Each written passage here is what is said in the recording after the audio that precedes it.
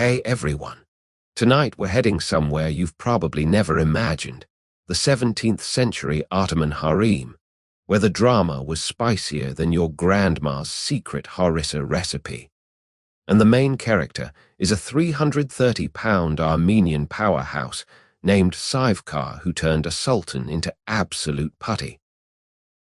Picture this, a woman so unapologetically massive she got her own province, Damascus.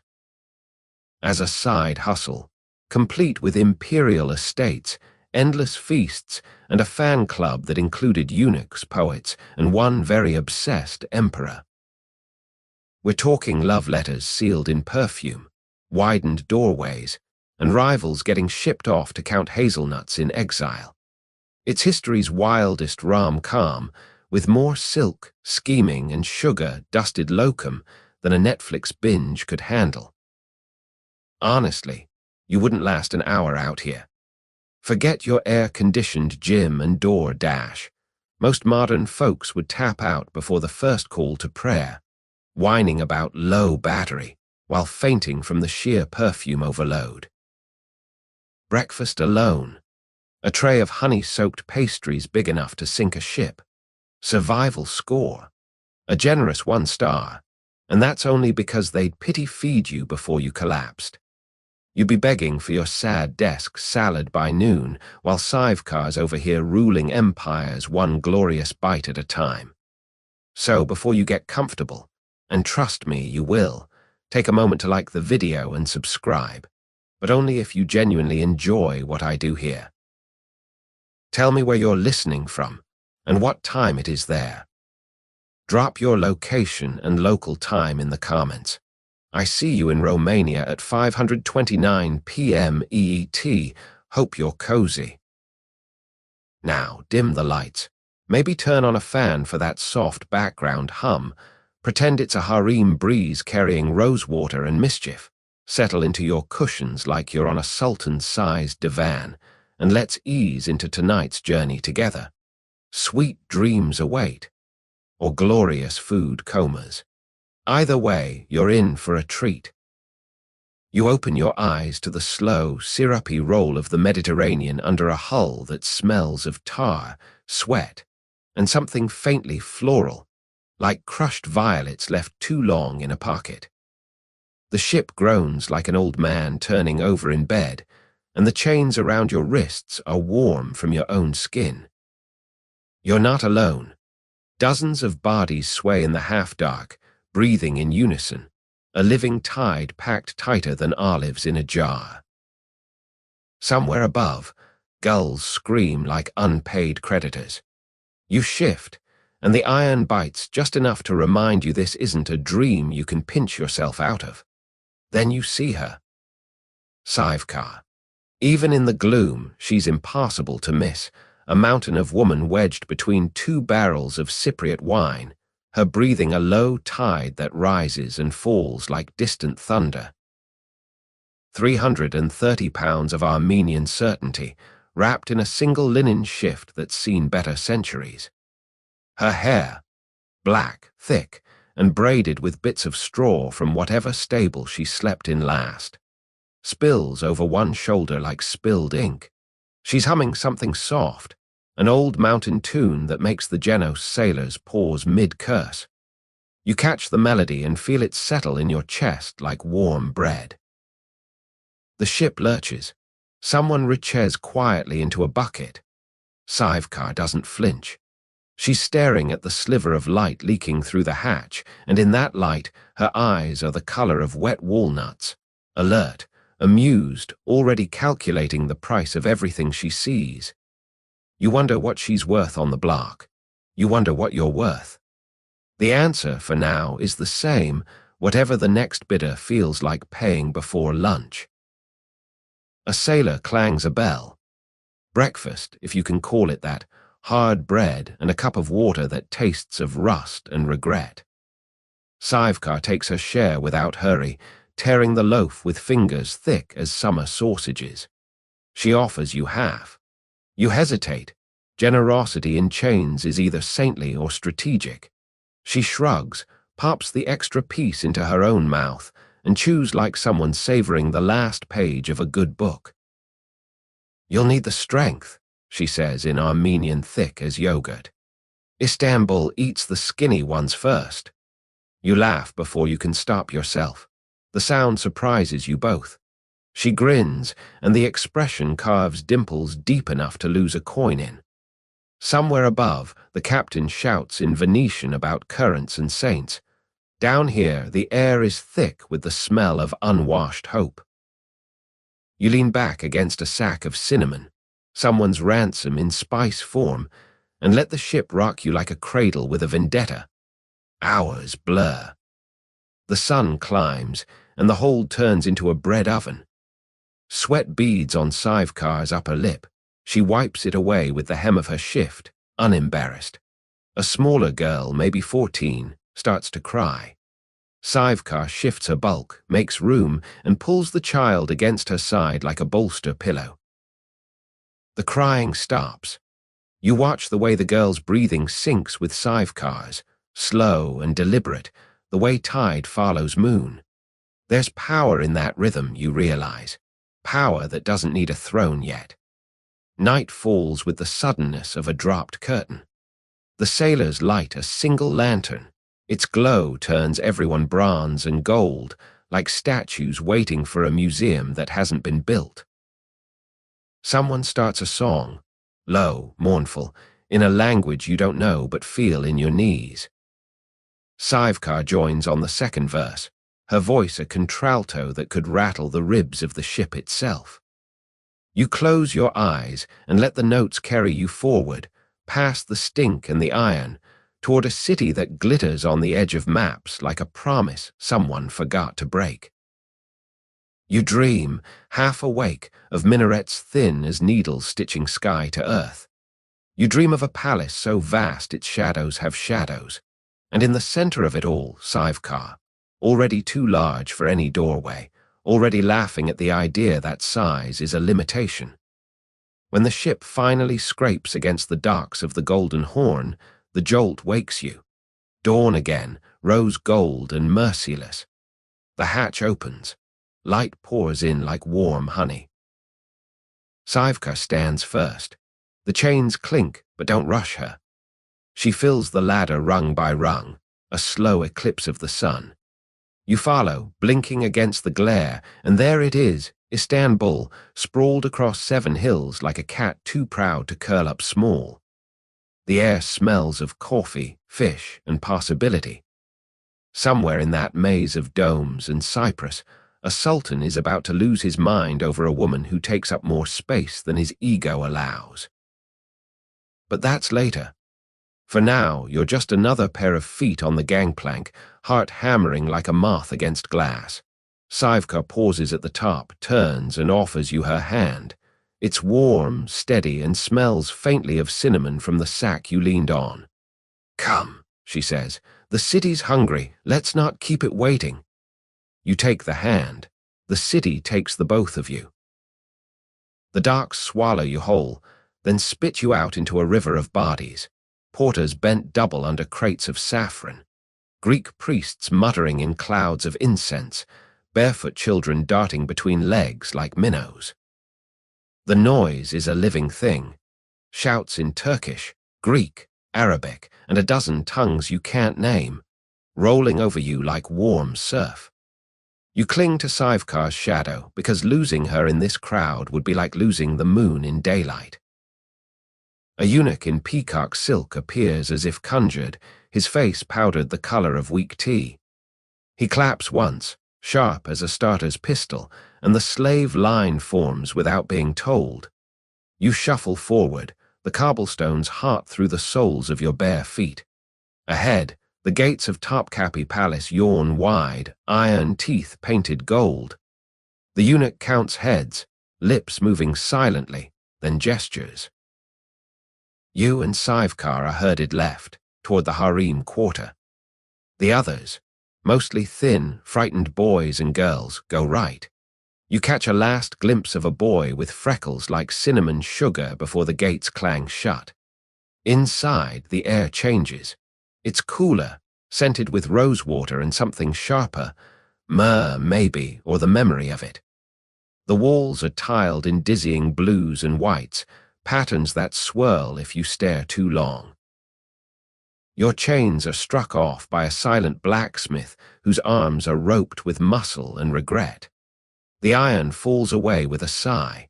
You rub your wrists and realize you've forgotten what freedom feels like. It's just less weight. Şivekar rolls her shoulders, testing the new lightness. Better, she says, and the word rumbles like distant thunder. A gaggle of women in gauzy yashmaks appear, giggling behind their hands. They circle her the way pigeons circle bread crumbs. One reaches out to touch the curve of Şivekar's upper arm, marvels aloud in Persian at the softness, the sheer acreage. Şivekar lets them. She's already learning the currency here. Attention is a coin that spends itself. You're separated then, men to one bath, women to another. The hammam assigned to new arrivals is a cathedral of steam. Marble slabs gleam like fresh snow. Attendants pour warm water over your head from copper bowls, scrubbing with horsehair gloves until your skin sings. You close your eyes and let the heat unknot every muscle the voyage tied up. Somewhere beyond the arched doorway, you hear Şivekar's laugh. Low, unhurried, the sound of a woman who has decided the world will wait. When they dress you, it's in clean linen so fine it feels like wearing a cloud. Your hair is oiled, combed, braided with a single strand of red silk. You're given soft slippers that make no sound. Then you're led through corridors where the light falls in colored shards through latticed windows. Every turn reveals another courtyard, another fountain shaped like a lion or a peacock, or a woman pouring water from an endless jug. You lose track of direction the way you lose track of time in dreams. At last, a pair of double doors inlaid with mother of pearl. The eunuch bows so low his beard sweeps the floor.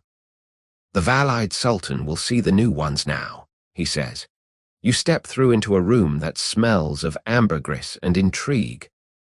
The Valide, Kursum, though no one dares say her name aloud yet, sits on a low divan upholstered in cloth of gold. She's smaller than you expected, bird-boned, but her eyes are sharp as the edge of a new crescent moon. Around her, the harem's elite lounge like cats in sunbeams. Georgians with cheekbones that could cut glass, Circassians with hair the color of fresh cream, a Tatar girl whose laugh tinkles like wind chimes. And then Şivekar, brought in last, filling the doorway the way sunrise fills a valley. Silence drops like a curtain. Even the fountains outside seem to hush. Kursum's gaze travels over the new arrivals, lingering nowhere until it lands on Şivekar. You see the moment calculation enters the older woman's eyes.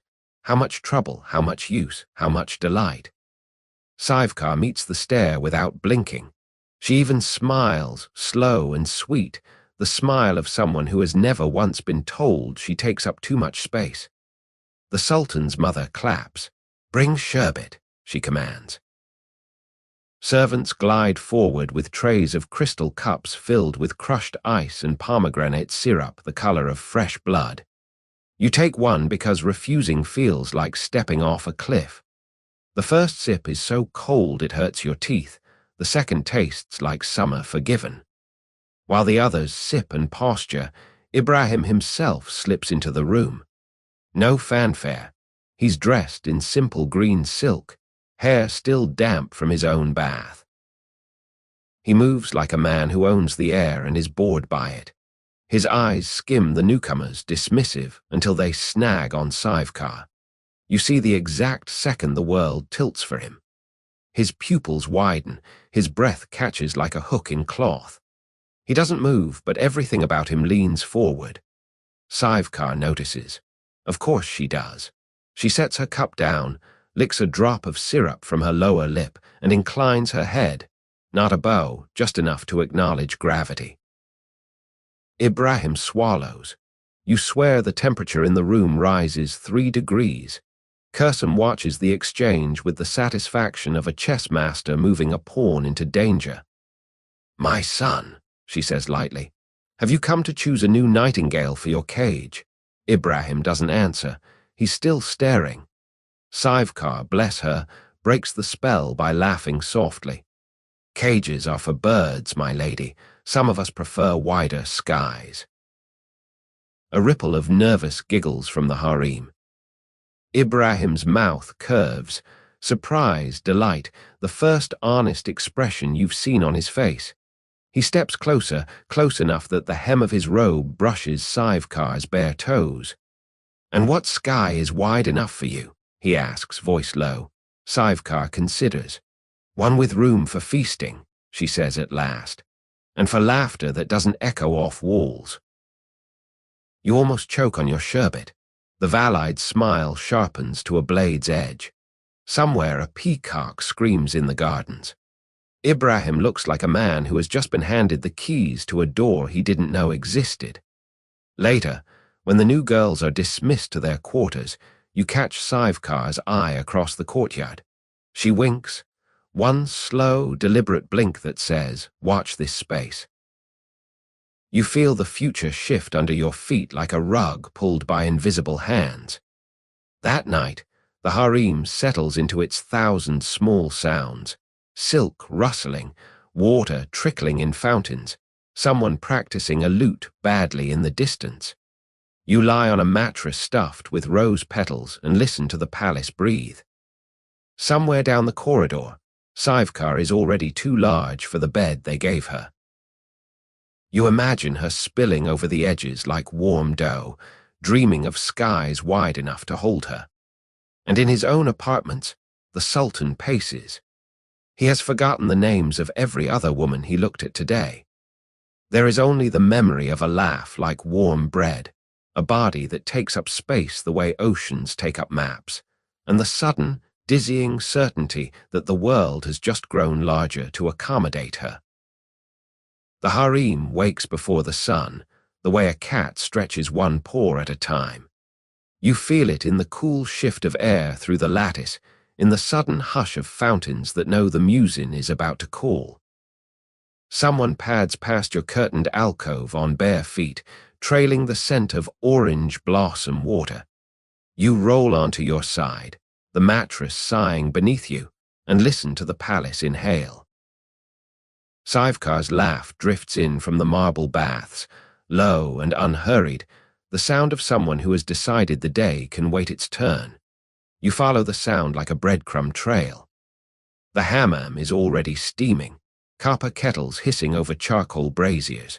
Attendants move in practiced silence, pouring warm water over shoulders, scraping skin with silk mitts that feel like butterfly wings.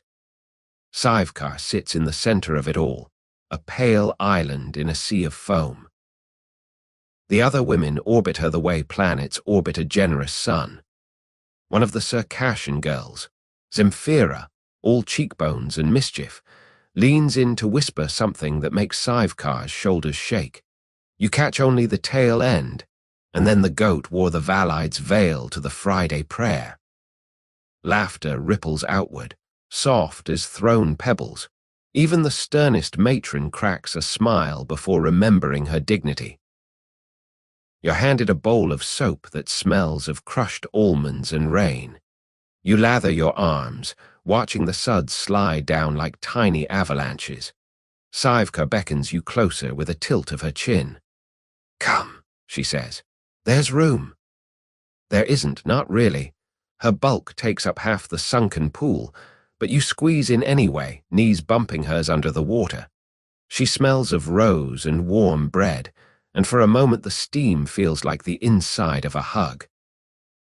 Breakfast arrives on trays the size of wagon wheels, flatbread still puffing with heat, clotted cream thick enough to stand a spoon in, honey the color of candlelight. Şivekar tears off a corner of bread, dips it, and offers it to you first. The gesture is casual, but you feel the weight of it. Alliance, maybe, or just the easy generosity of someone who has never been hungry for anything but space. You take the bread. It melts on your tongue like a secret. After bathing, the new girls are dressed in layers of gauze and gossip. Your chemise is the pale green of new pistachios. Şivekar's is saffron, the dye so rich it leaves stains her fingertips gold. The seamstresses cluck over her measurements the way tailors cluck over a sultan's robe, equal parts awe and despair. One of them mutters that they'll need 3 bolts of silk just for the sleeves. Şivekar laughs and tells them to use 4. She likes her elbows to have company. You're led to the lesson hall, a long room with carpets so thick your feet disappear to the ankle. The harem's chief tutor, a thin woman named Pertev with a voice like dry leaves, waits beside a low table. On it, a silver tray of sugared violets, a lute missing 2 strings, and a single peacock feather longer than your forearm. Today, Pertev announces, we learn the language of fans. The lesson is half dance, half espionage. A flick of the wrist means come closer. A slow unfurling means I am bored, entertain me. Şivekar's fan is oversized, carved ivory, painted with pomegranates, and when she snaps it open, the breeze ruffles every veil in the room. Pertev winces. Subtlety, child. Şivekar considers, then uses the fan to hide a yawn so wide you see her back teeth. The other girls dissolve into giggles. Pertev sighs and moves on to poetry. Lunch is served in the shade of a plane tree whose branches have been trained over a wooden frame like a living ceiling. Platters appear as if by magic, vine leaves stuffed with rice and pine nuts, yogurt cooled in porcelain bowls painted with tiny fish, apricots so ripe they bruise at a touch.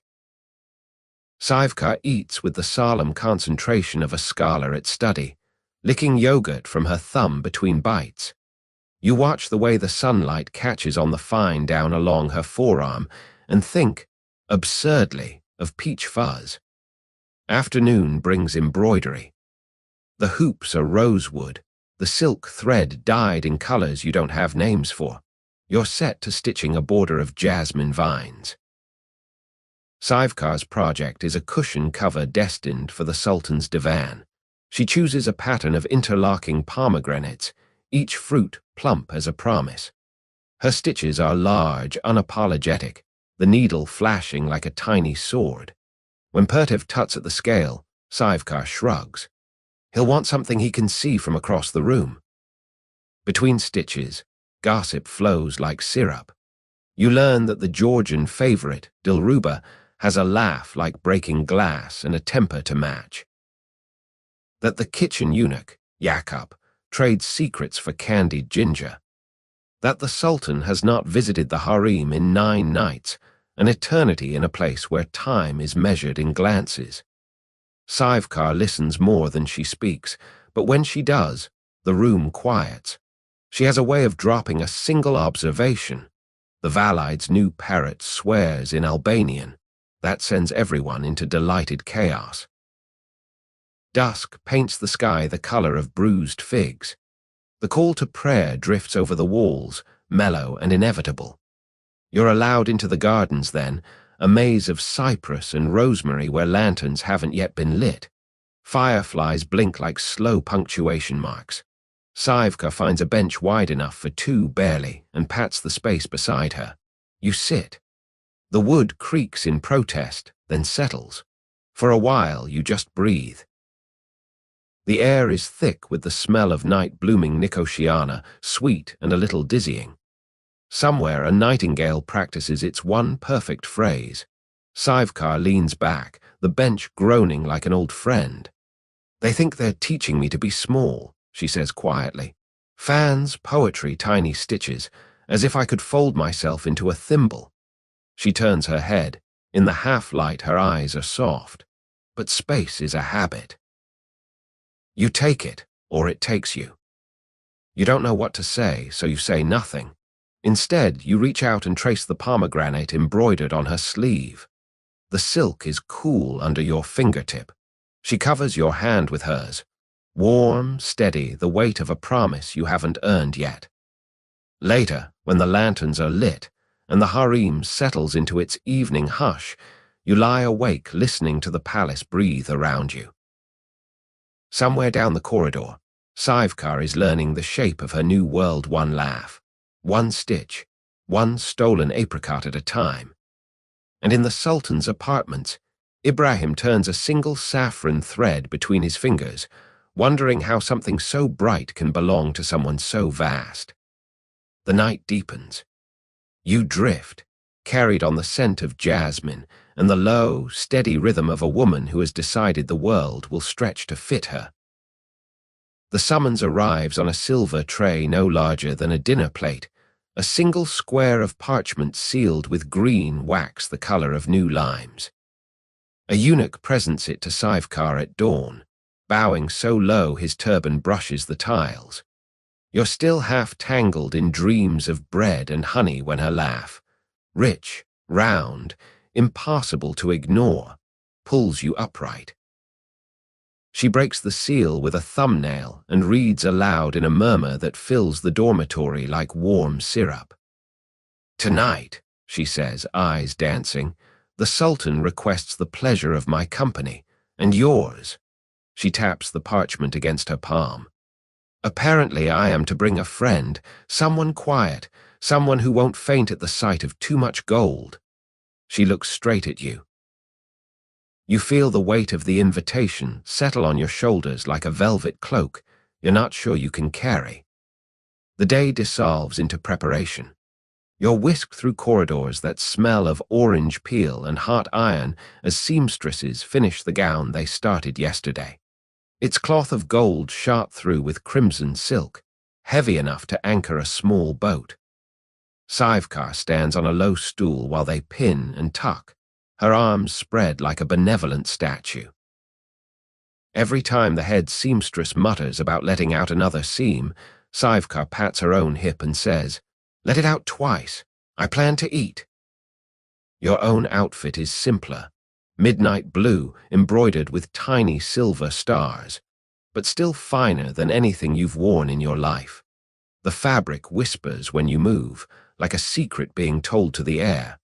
An attendant braids your hair with pearls the size of raindrops. Another dusts your eyelids with coal so fine it feels like smoke. You catch your reflection in a polished bronze mirror and almost don't recognize the stranger staring back, someone who belongs in candlelight and conspiracy. Evening creeps in on slippered feet. The harem quiets. Even the fountains seem to hold their breath. You're led through a side gate you've never noticed before, down a passageway lit only by rose-colored lamps. The air grows warmer, spiced with saffron and something darker, oud maybe, or the memory of it. At the end of the corridor, double doors carved with peacocks stand ajar. Music leaks out, a single-ney flute curling around the heartbeat of a drum. You step into a room that shouldn't fit inside any palace. The ceiling is lost in shadow, painted with constellations that glimmer with real gold leaf. Carpets overlap like petals, each more lush than the last. Low tables groan under the weight of enough food to feed a village for a week, whole lambs glazed with pomegranate molasses, pyramids of pistachio baklava dripping honey, quails stuffed with figs and rose petals, bowls of clotted cream swirled with sour cherry jam. In the center, a fountain of solid alabaster trickles red wine into a pool ringed with floating violets. Ibrahim reclines on a divan piled with cushions the color of sunrise. He's shed the formal robes for a simple kaftan of ivory silk, open at the throat. His eyes find Şivekar the instant she crosses the threshold, and you see the exact moment his breath catches. Half laugh, half prayer. He rises, an unhurried unfolding, and crosses the room in 3 strides. The courtiers part like water around a ship. He takes her hand, both of them actually, because one isn't enough, and presses his lips to her knuckles. "You came," he says, as if there was ever any doubt. Sivekar smiles, slow and warm, and you notice the way the lamplight gilds the fine down along her jaw. "I was promised dinner," she replies. "I never miss a meal."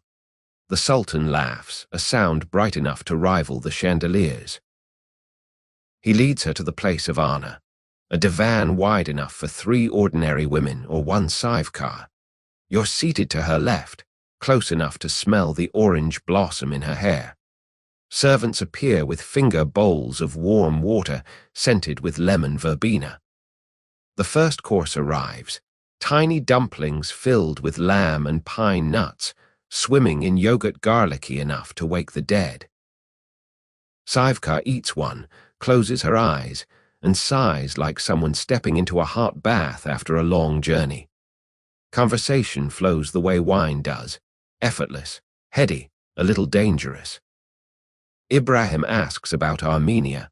Sivekar tells him about mountains so high the snow forgets to melt, about bread baked in clay ovens that taste of smoke and childhood.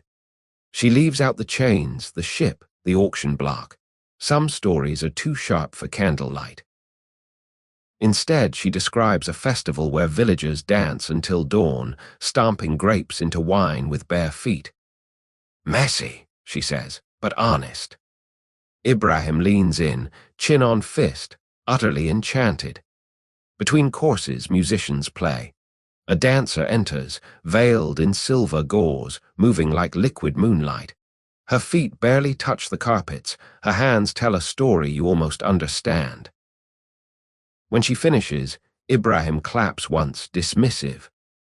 "Beautiful," he says, "but I prefer laughter that shakes the walls." He turns to Sivekar. "Dance for me." It's not a request. The room stills. You feel the weight of every gaze. Sivekar considers, then rises with the unhurried grace of sunrise. She doesn't dance like the girl. There's no space for spinning veils or delicate wrists. Instead, she sways, slow and deliberate, letting the music move through her the way wind moves through wheat. Her arms lift, heavy with gold bangles that chime like tiny bells. Her hips roll and the gown ripples like molten metal. It's not seduction, it's celebration. The courtiers forget to breathe. When she finishes, the silence lasts 3 heartbeats. Then Ibrahim applauds, loud and genuine, and the room erupts. Someone starts drumming on a table with a spoon. Another joins with a wine cup. Sivekar laughs and collapses back onto the divan, cheeks flushed, eyes bright. Ibrahim pours her wine himself, dark, sweet, tasting of raisins and smoke. Their fingers brush. Neither pulls away. Dessert is a parade, trays of lokum dusted with sugar so fine it floats like snow, hava threaded with saffron, sherbet served in cups carved from ice. Sivekar eats with the same solemn joy she brings to everything, licking honey from her thumb between bites. At one point, Ibrahim feeds her a sugar rose petal from his own fingers. She takes it delicately, teeth grazing his skin, and you see the Sultan shiver like a man touched by frost in July. Hours slide by unnoticed. The wine pool in the fountain runs low, the violets wilt. Courtiers drift away in pairs and trios, leaving only the inner circle. Ibrahim dismisses even them with a lazy wave. Suddenly it's just the 3 of you, the musicians dozing in a corner, the fountain trickling like a sleepy heartbeat. The Sultan stretches out on the divan, head in Sivekar's lap. She strokes his hair absently, the way you'd stroke a cat that's decided you belong to it. "Tell me something true," he murmurs. Sivekar thinks. "I once ate an entire watermelon in one sitting," she says, "rind and all." Ibrahim laughs until tears gather in his lashes. You smile into your wine cup, warmth spreading through your chest like spilled honey. Outside, the sky pales to pearl. Servants will come soon with coffee and regret. But for now, the room holds its breath, suspended in the soft glow of too many candles and the certainty that something vast has begun. Şivekar's fingers move through the sultan's hair, steady and sure. You lean back against a cushion that smells of roses and oud, and let the moment stretch, golden and endless. Tomorrow there will be gossip, gifts, maybe jealousy sharp enough to cut. Tonight there is only the low hum of contentment, the taste of honey lingering on your tongue, and the quiet knowledge that some appetites, once awakened, will never be satisfied with less than everything. The morning after the banquet, the palace wakes up drunk on itself. You drift through corridors that smell of burnt sugar and rosewater, your slippers whispering over carpets so thick they swallow sound. Servants dart past with trays of coffee cups no larger than thimbles, steam curling like question marks. Someone is singing in the kitchens, off-key, joyful, the sound of a man who has just been paid. You follow the scent of fresh simmet bread still hot from the oven, sesame seeds clinging like tiny golden freckles. Şivekar is already holding court in the harem's central courtyard, seated on a marble bench that groans under her weight like an old friend asked to dance. Around her, a constellation of women, Zemfira braiding pearls into Şivekar's hair, Dilruba painting her toenails with henna the color of dried blood, a Tatar girl named Gulbahar fanning her with a palm leaf the size of a shield.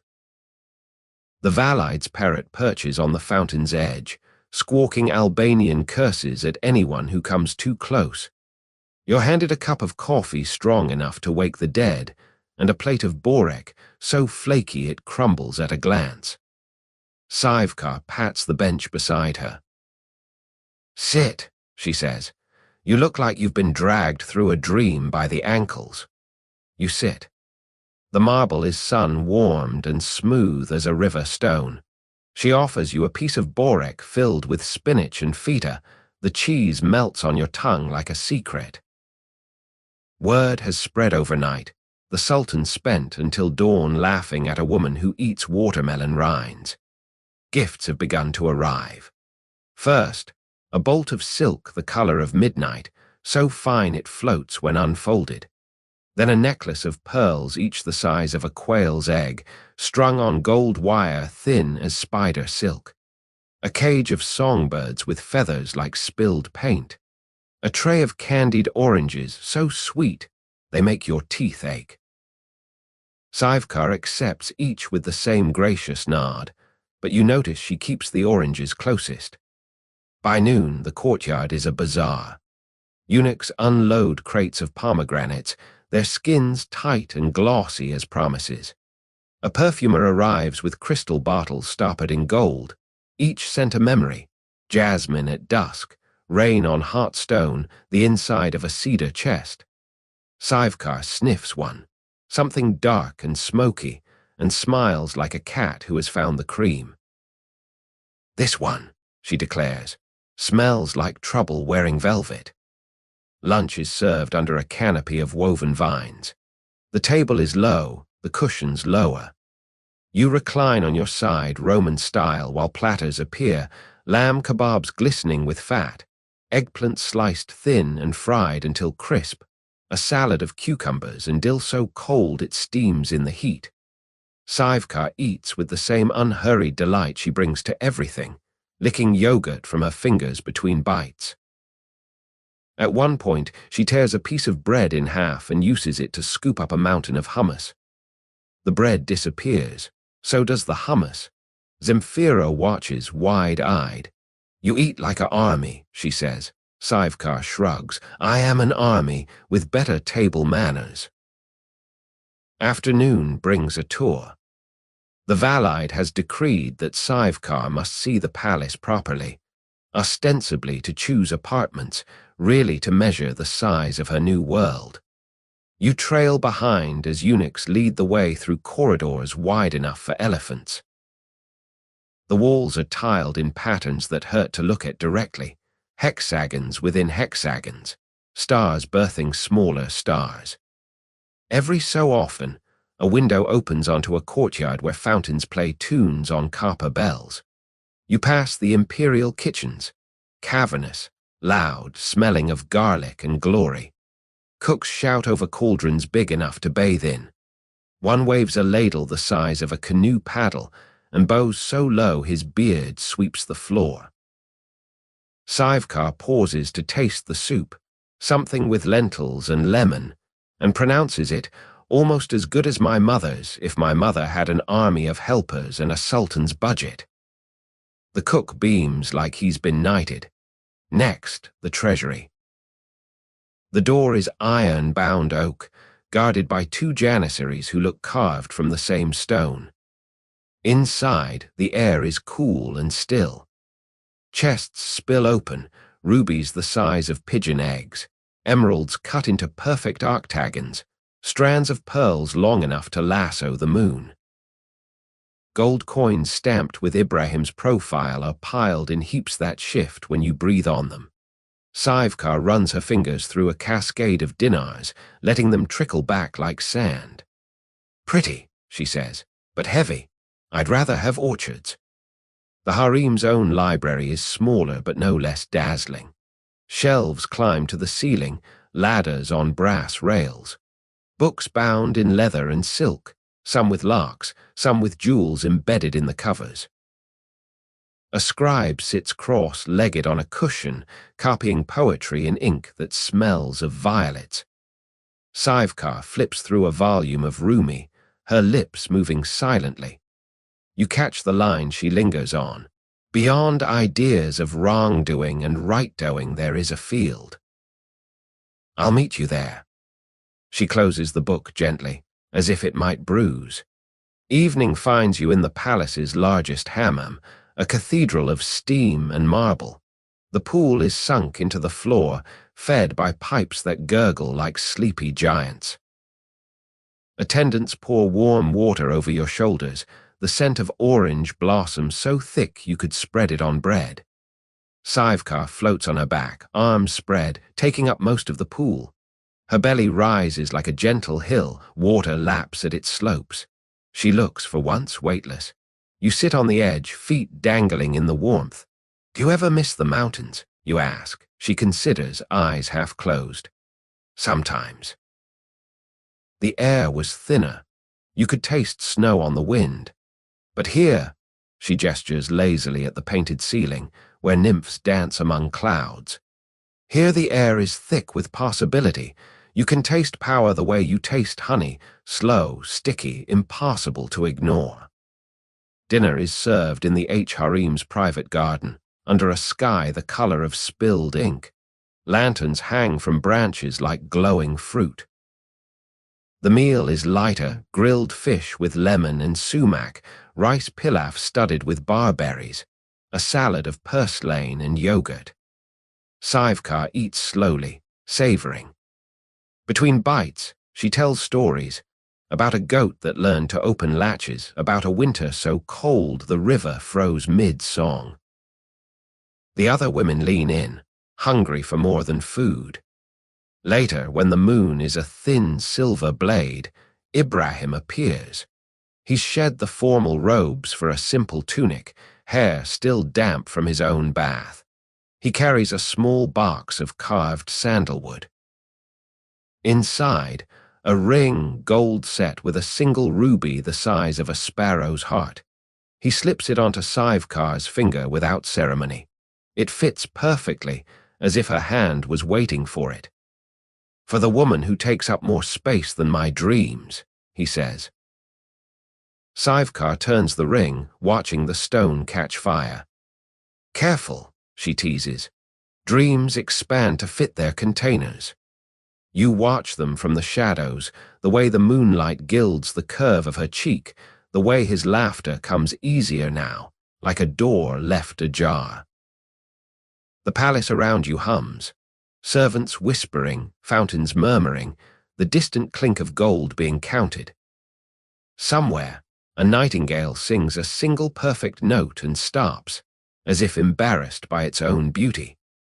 You lean back against a cushion that smells of roses and oud, and let the night settle over you like a blanket stitched from starlight. Tomorrow there will be more gifts, more gossip, more corridors to wander. Tonight, there is only the low rhythm of Şivekar's breathing, the glint of ruby on her finger, and the quiet certainty that the palace, vast as it is, has already begun to stretch its walls to make room for her. The palace has a pulse, and you learn to read it the way sailors read wind. It quickens just before dawn when the kitchens clatter to life and the musician's voice climbs the minarets like ivy. It slows in the heavy hush of afternoon when even the fountains seem to nap. And it races again at twilight when lamps are lit and secrets slip their leashes. You move through these rhythms now without thinking, your bare feet finding the cool veins in the marble, your ears tuned to the soft clink of bangles that means Şivekar is near.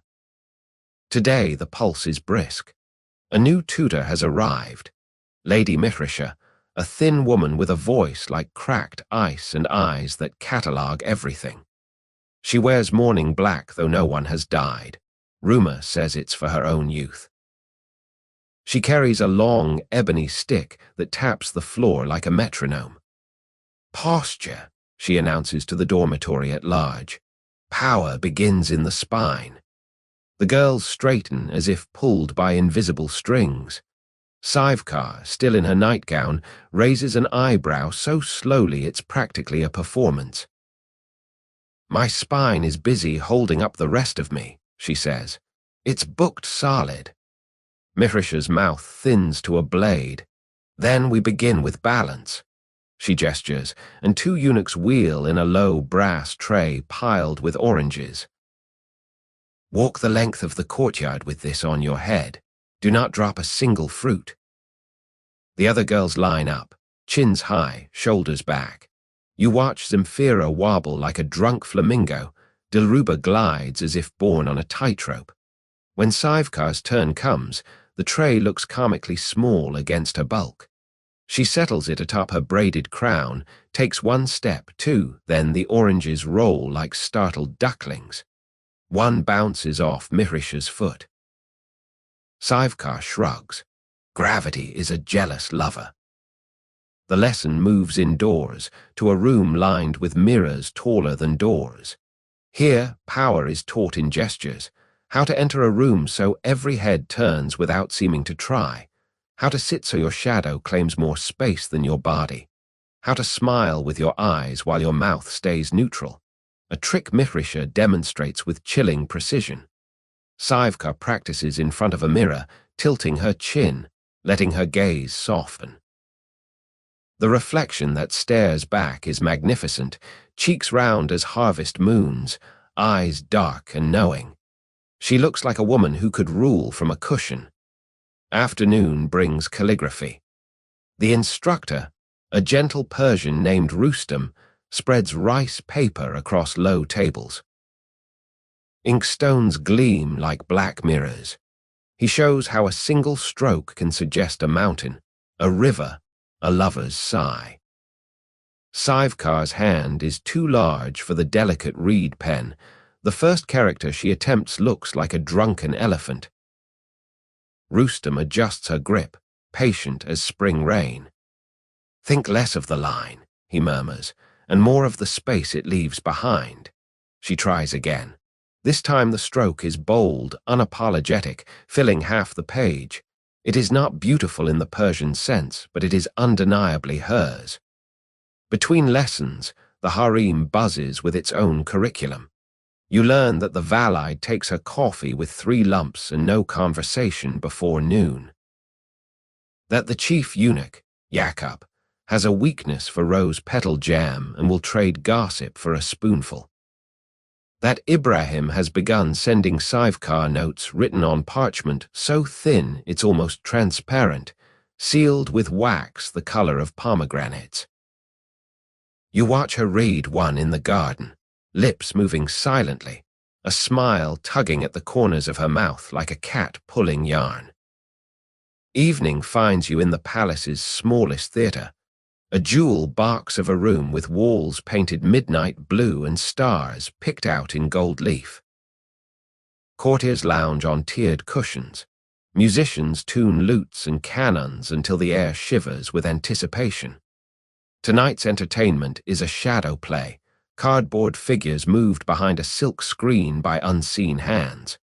The story is old, Furhat carving a mountain for Shirin, but the puppeteer has added a new character, a queen so vast her silhouette fills the entire screen. When she laughs, the cardboard mountains tremble. The audience roars. Şivekar watches from the front row, cheeks flushed, eyes bright with reflected candlelight. You realize the puppeteer has risked his neck to flatter her. Power, you think, is a mirror held at the right angle. After the performance, Ibrahim appears as if conjured from smoke.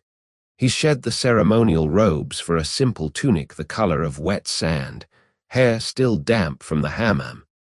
He carries no gift tonight, only himself, which is gift enough. He bows to Şivekar with mock solemnity. "Your Majesty," he says, "I come to beg a private audience."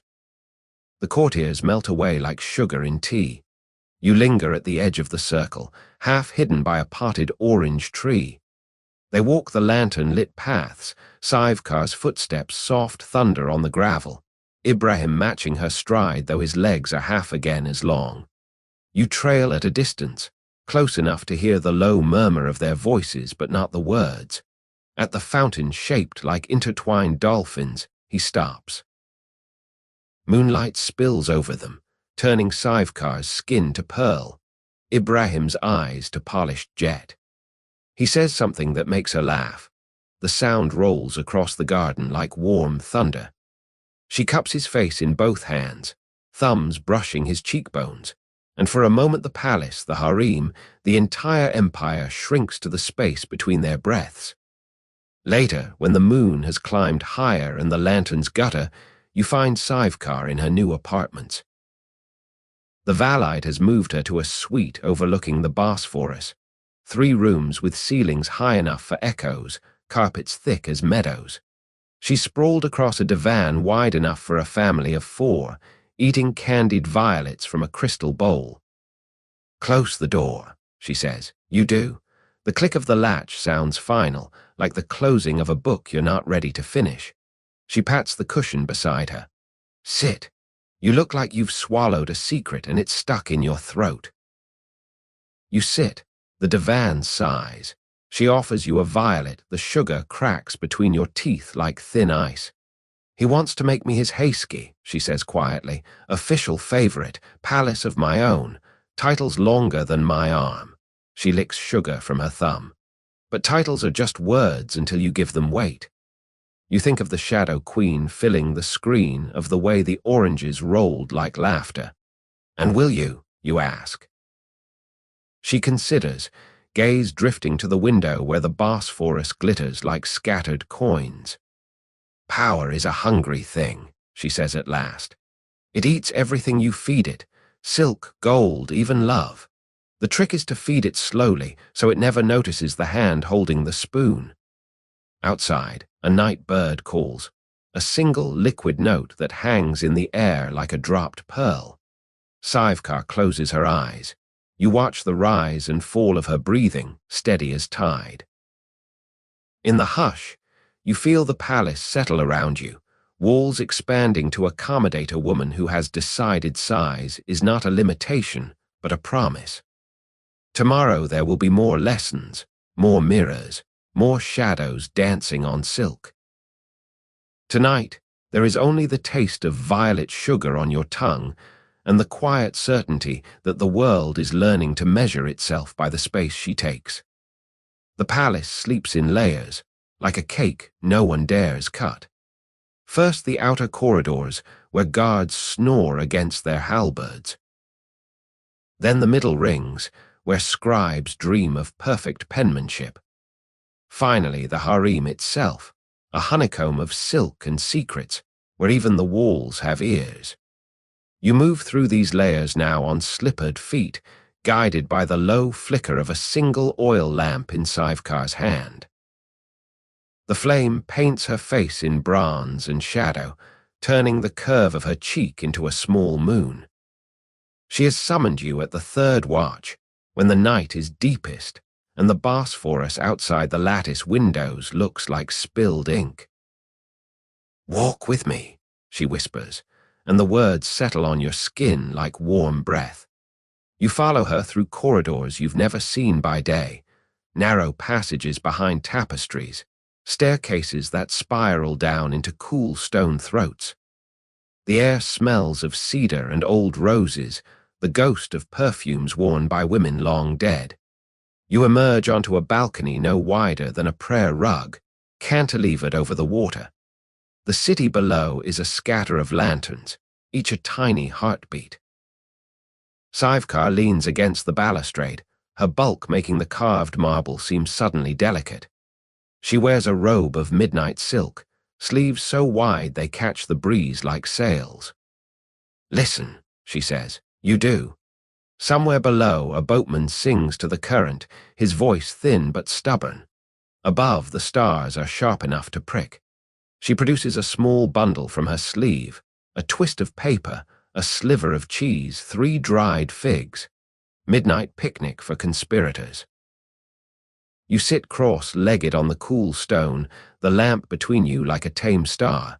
The cheese is sharp, almost peppery, the figs taste of sun and dust. Şivekar chews slowly, eyes on the dark water. "The Valide is moving pieces," she says at last. "She wants me close enough to watch, far enough to control. Ibrahim wants me close enough to touch, far enough to worship." She licks fig juice from her thumb. "Both of them forget I have my own board." You swallow the last of the cheese. "And what's your move?" She smiles, slow and dangerous. "Patience and space, always space." She gestures at the city, the sea, the sky. "They think power is a room you lock. I think it's a field you plant." A soft scrape behind you, bare feet on stone. Zemfira appears, hair loose, eyes wide in the lamplight. She carries a folded square of parchment sealed with plain red wax. "From the kitchen boy," she whispers. "He says it's urgent." Şivekar breaks the seal. The note is short, written in a child's careful hand. The Georgian's parrot repeats everything. Tonight it said Damascus 3 times. Şivekar's laugh is soft thunder. "Dilruba's learning geography. How ambitious." She tucks the note into her sleeve and stands, the balcony creaking in relief. "Come, we have a bird to visit." You follow her back through the hidden passages, past sleeping eunuchs who dream of sugar plums. The Valide's apartments are a fortress of cedar doors and silk rugs, but Şivekar knows the blind spots. She moves like smoke, surprisingly light for her size, until you're crouched behind a latticed screen that looks into the parrot's chamber.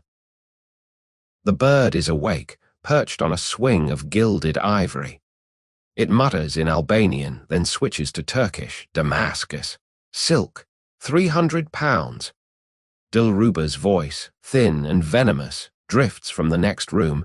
"If the mountain won't move, we'll dig beneath it." A man's laugh, low, familiar. You recognize the chief eunuch, Jakob. Şivekar's hand finds yours in the dark, squeezes once. "Listen." They speak of shipments of bribes, of a letter that must reach the governor of Damascus before the new moon. The parrot squawks, delighted with its own echo. Şivekar's breathing is steady, but you feel the tension in her grip, steel wrapped in velvet. When the voices fade and the lamps dim, she pulls you back into the corridor. "Tomorrow," she says, "we plant a louder rumor." Dawn finds you in the harem kitchens, ostensibly fetching rosewater for Şivekar's bath. The head cook, a mountain of a man named Osman, owes Şivekar a favor. She once ate an entire tray of his failed baklava and declared it brave. You trade a jar of candied ginger for a rumor. The Sultan plans to name Şivekar governor of Damascus with full imperial seal. Osman's eyes widen. By breakfast, the story has sprouted legs and is sprinting through the palace. You watch it spread from the safety of the hammam, where steam curls like gossip itself. Zemfira reports that Dilruba turned the color of curdled milk. Gulbahar swears the Valide dropped her coffee cup, porcelain, irreplaceable, now in 3 pieces. Sivekar floats in the warm water, eyes half closed, a small smile playing at her lips. "Let them chase shadows," she murmurs, "while we walk in sunlight." Afternoon brings embroidery, but the needles move slower today, weighted with speculation. You stitch a border of pomegranates while Sivekar works on a cushion cover destined for Ibrahim's divan. Her stitches are larger now, bolder, each pomegranate plump as a promise. Between stitches, she hums, an Armenian lullaby about a girl who outgrew her cradle and built a palace from the splinters. Evening is a performance. Ibrahim summons Sivekar to the Hall of Divans, a room so vast the ceiling disappears into shadow. Courtiers line the walls like painted tiles. The Sultan reclines on a throne cushioned in cloth of gold, but his eyes are fixed on the doorway. When Sivekar enters, the room stills. She wears crimson tonight, the color of fresh blood and ripe fruit. The gown is cut wide, sleeves trailing like banners. She moves slowly, deliberately, letting every eye measure her. Ibrahim rises. "My Hayski," he says, loud enough for the back row. "The empire is too small for you. I would give you a province." He gestures, and a eunuch presents a velvet box. Inside, a seal ring, gold, carved with the tugra of the Sultan and a single word in Arabic, Sivekar. The courtiers gasp like a single creature. Dilruba's fan snaps shut with a sound like breaking bone. Sivekar takes the ring, turns it in the lamplight. "Damascus," she says, tasting the word. "A city of roses and rivers, I accept." She slips the ring onto her thumb. It fits perfectly, as if her hand was forged for it. Ibrahim's smile is sunrise after a long night. He claps once, and musicians strike up a triumphant march. Dancers whirl, veils flashing like fish scales. Later, when the courtiers have drunk themselves sleepy and the lamps burn low, Ibrahim leads Sivekar to a private balcony overlooking the gardens. You linger in the shadows, close enough to hear. "You'll need a palace there," he says. "Something worthy." Sivekar leans against the balustrade, moonlight gilding her profile. "Build me gardens," she says, "and kitchens big enough to feed an army. The rest will follow." He laughs, pulls her close. You slip away before the kiss, but you carry the image with you, 2 silhouettes merging against the stars, one vast and steady, the other bright and burning. Back in the harem, the parrot has learned a new phrase. It squawks it all night. "Sivekar of Damascus, Sivekar of Damascus." The walls echo, the fountains murmur, the palace itself seems to stretch, making room for a woman who has turned rumor into reality with nothing more than space, patience, and a smile sharp enough to cut moonlight. The decree arrives at the hour when the palace is still rubbing sleep from its eyes, wrapped in a scroll of green silk and sealed with wax the color of wet moss. A eunuch carries it on a silver tray as though it might explode. Sivekar is halfway through a plate of cheese-stuffed figs when he kneels, turban brushing the tiles. She wipes honey from her chin with the back of her hand and cracks the seal like a breakfast egg. You lean over her shoulder. The calligraphy is lavish, each letter a tiny palace, to our beloved Hayski Sivekar, empress of laughter and gardens. We bestow the imperial estates of Üsküdar, with all orchards, vineyards, and villages thereto appertaining. The list goes on. Olive groves older than the prophet, rose fields that perfume the Bosphorus, a summer palace built by a forgotten sultan who loved peacocks more than people. Sivekar's eyes widen, then narrow with delight. "Orchards," she says, as if tasting the word. "I asked for gardens. He gave me a province." By noon, the harem is a kicked anthill. Seamstresses measure for traveling robes. Accountants argue over dowries. The Valide's parrot learns a new phrase, uskudar, uskudar, and screams it from the rafters until someone throws a fig at it. You are fitted for a caftan the color of storm clouds, lined with sable soft enough to shame a cloud. Şivekar's wardrobe requires 3 mules just for the fabric samples. The journey is scheduled for the cool of the following dawn, but first comes the gifting. Ibrahim appears in the court of the favorites at sunset, flanked by viziers who look like they've swallowed lemons. He carries no box this time, only a key the length of your forearm, forged from gold and studded with emeralds. "The summer palace," he says, pressing it into Şivekar's palm. "I had the doors widened." The courtiers titter behind their fans. Şivekar turns the key, testing its weight. "Good," she says. "I hate squeezing." That night the palace throws itself a farewell feast in the Rose Pavilion, a confection of pink marble and latticework where the air smells perpetually of crushed petals. Tables groan under platters of lamb glazed with sour cherry sauce, towers of pistachio cake layered with cream, bowls of yogurt so thick you could stand a spoon in it.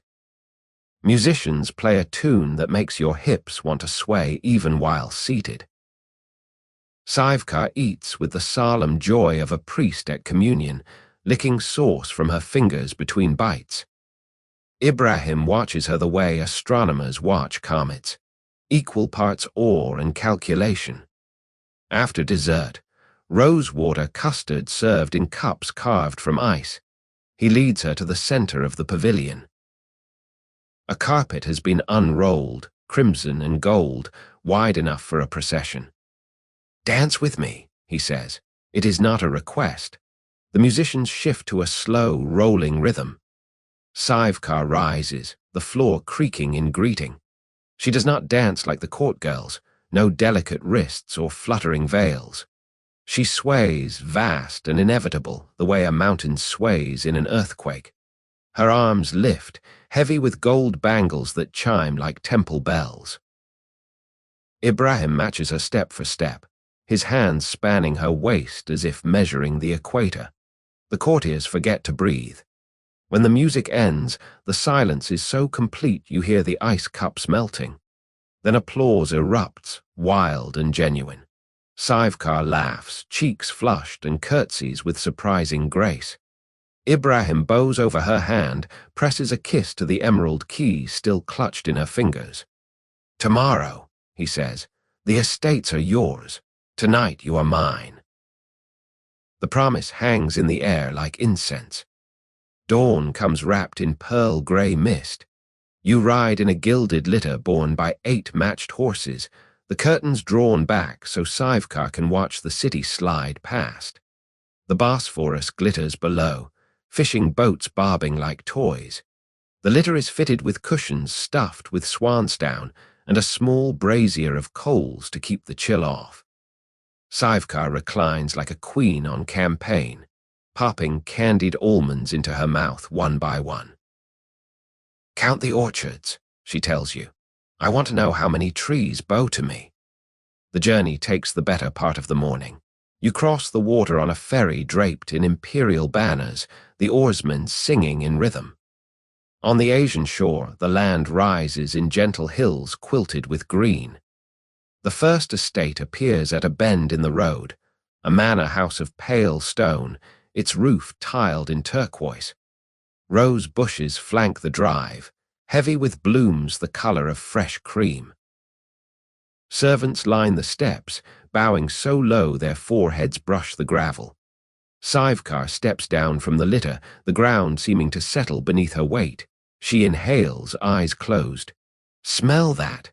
Earth and sugar. Home."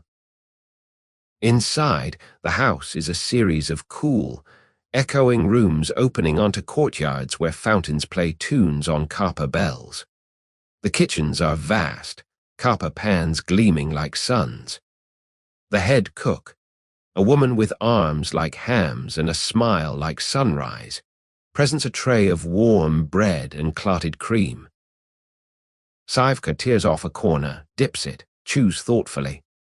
You'll do, she declares. The cook beams as if knighted. Afternoon is for exploring. You wander orchards where olive trees twist like old men telling secrets, vineyards heavy with grapes so dark they look black in the shade. Şivekar runs her hands over the bark, the leaves, the fruit, as if greeting old friends. These trees remember sultans who are dust, she says. They'll remember me too. She plucks a grape, bites it in half, offers you the other. The juice is sharp and sweet, staining your fingers purple. The summer palace is farther up the hill, a fantasy of domes and arches perched above the sea. The doors have indeed been widened, carved cedar bound with iron, painted with scenes of peacocks and pomegranates. Inside, the floors are marble inlaid with lapis lazuli, the ceilings painted with clouds and cherubs. A central courtyard holds a pool so still it mirrors the sky. Şivekar stands at its edge, hands on hips, surveying her new kingdom. Needs more cushions, she decides, and a kitchen that can roast an entire ox without blinking. Evening settles soft as silk. Servants light lanterns that float in the pool like tiny moons. Dinner is served on the terrace, grilled fish with lemon and sumac, rice pilaf studded with barberries, a salad of purslane and yogurt.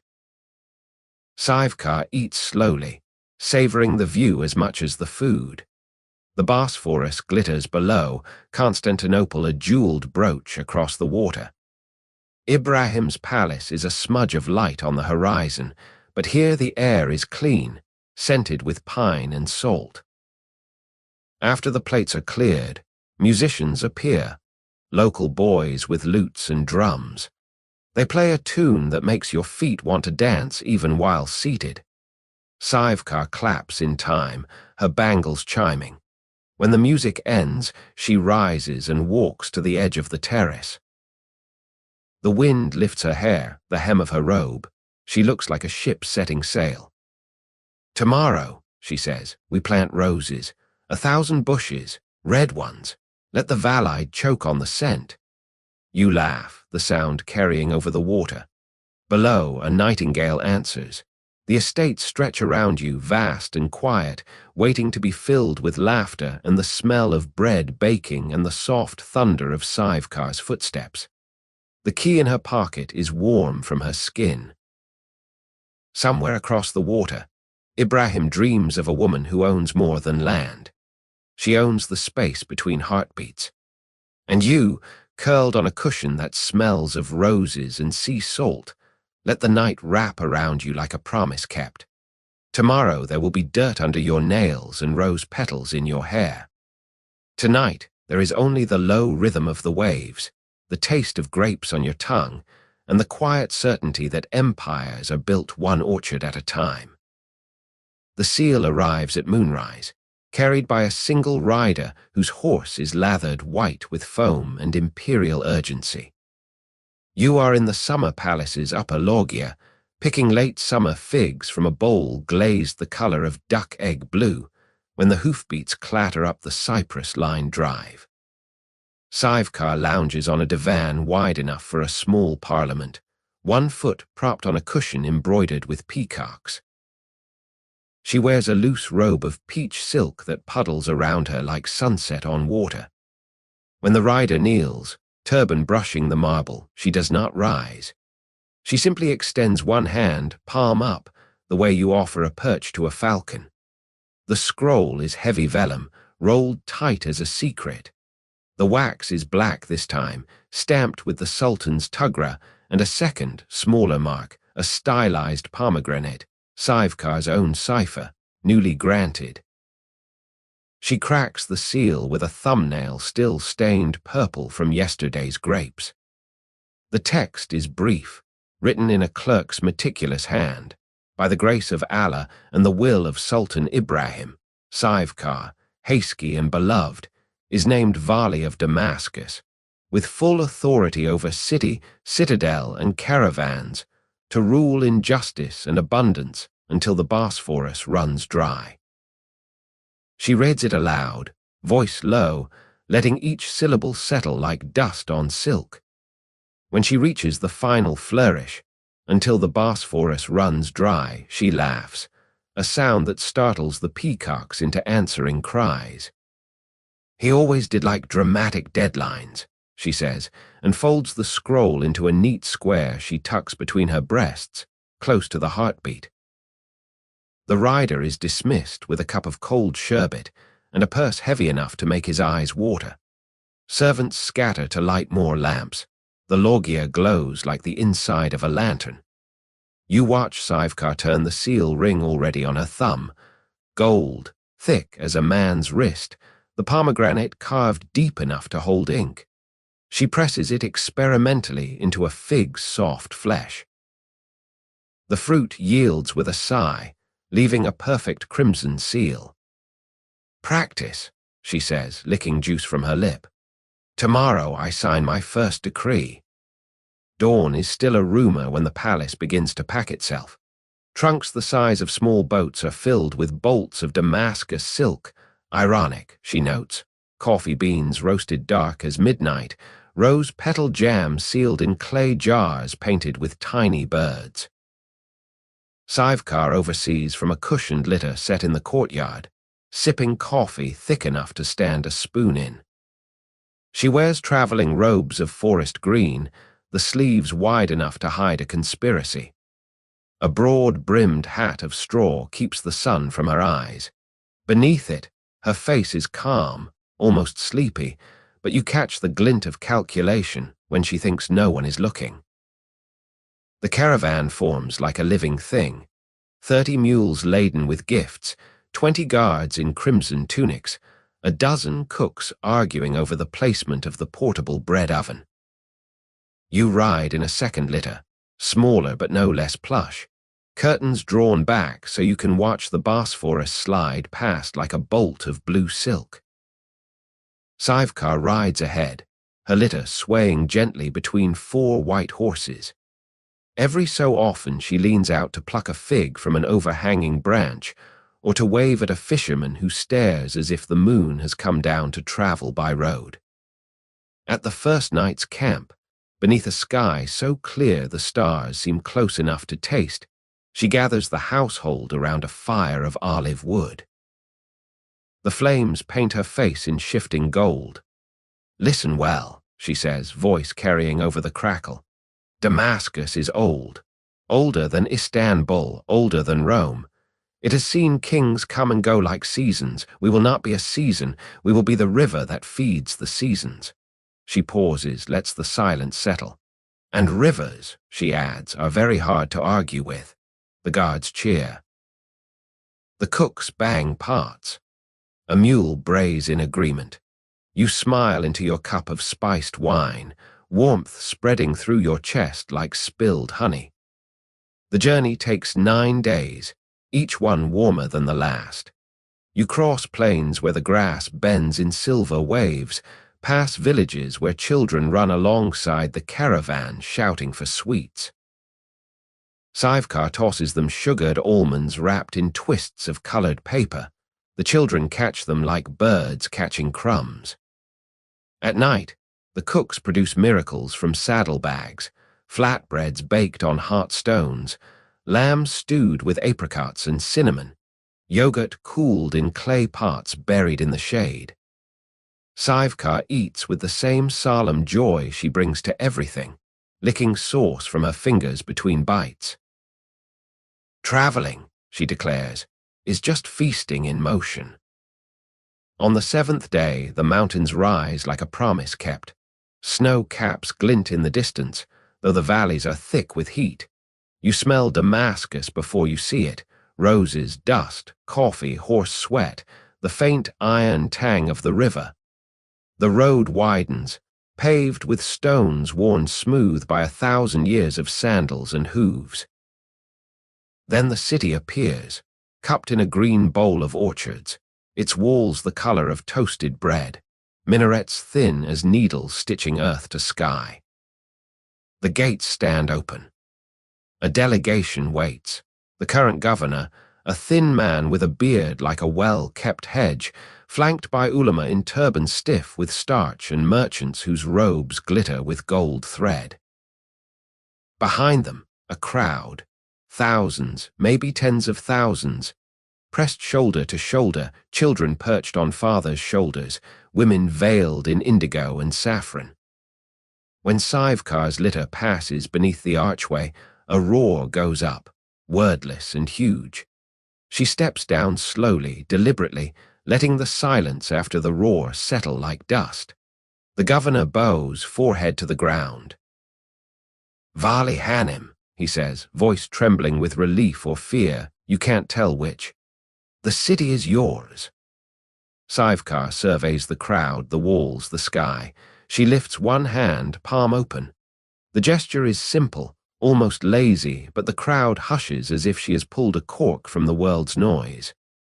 "I accept," she says, and her voice carries to the back of the square, clear as a bell. "But first, bread and salt." Servants scurry. Within minutes, trays appear, warm flatbreads, bowls of coarse salt, olives black as midnight. Şivekar tears a piece of bread, dips it in salt, eats. The crowd watches, breathless. Then she offers the next piece to the governor. He takes it with both hands as if it were a relic. The spell breaks. The square erupts in cheers, laughter, the slap of hands on backs. Somewhere, a drum begins to beat. Another joins. Soon the whole city is dancing in place. You are swept along in the tide, carried through streets narrow as veins, past shops spilling over with spices and silk, fountains where boys fill copper cups for anyone who asks. The governor's palace, now Şivekar's, waits at the city's heart, a fortress of pale stone with gardens terraced down to the river. The doors have been widened here too, you note with a private smile. Inside, the air is cool, scented with lemon and myrrh. Courtiers bow so low their beards sweep the tiles. Şivekar pauses in the central courtyard, where a fountain shaped like a lion spouts water into a pool of turquoise tile. She dips her fingers, flicks droplets into the sunlight. They fall like tiny stars. That night, the city throws itself a feast. Tables line the great square, lit by lanterns hung from mulberry trees. Platters appear as if by magic, whole lambs glazed with pomegranate molasses, pyramids of baklava dripping honey, bowls of yogurt swirled with sour cherry jam. Musicians play on every corner ouds, cannons, nay flutes weaving melodies older than the stones. Şivekar sits at the high table, the seal ring glinting on her thumb. She eats slowly, savoring, licking honey from her fingers between bites. The crowd watches, delighted as if her appetite is a blessing on the city itself. Later, when the moon is a thin silver blade and the lanterns burn low, she stands. The square quiets. "Tomorrow," she says, "we begin. Gardens will bloom where there was dust. Caravans will rest here and grow fat, and every child will know the taste of fresh bread." She pauses, lets the words settle. "But tonight, dance." The drums strike up again, wild and joyful. The square erupts. Old men twirl granddaughters, veiled women sway in circles, even the ulama clap in time. You find a quiet corner beneath a fig tree, the taste of honey still on your tongue. Across the square, Şivekar dances.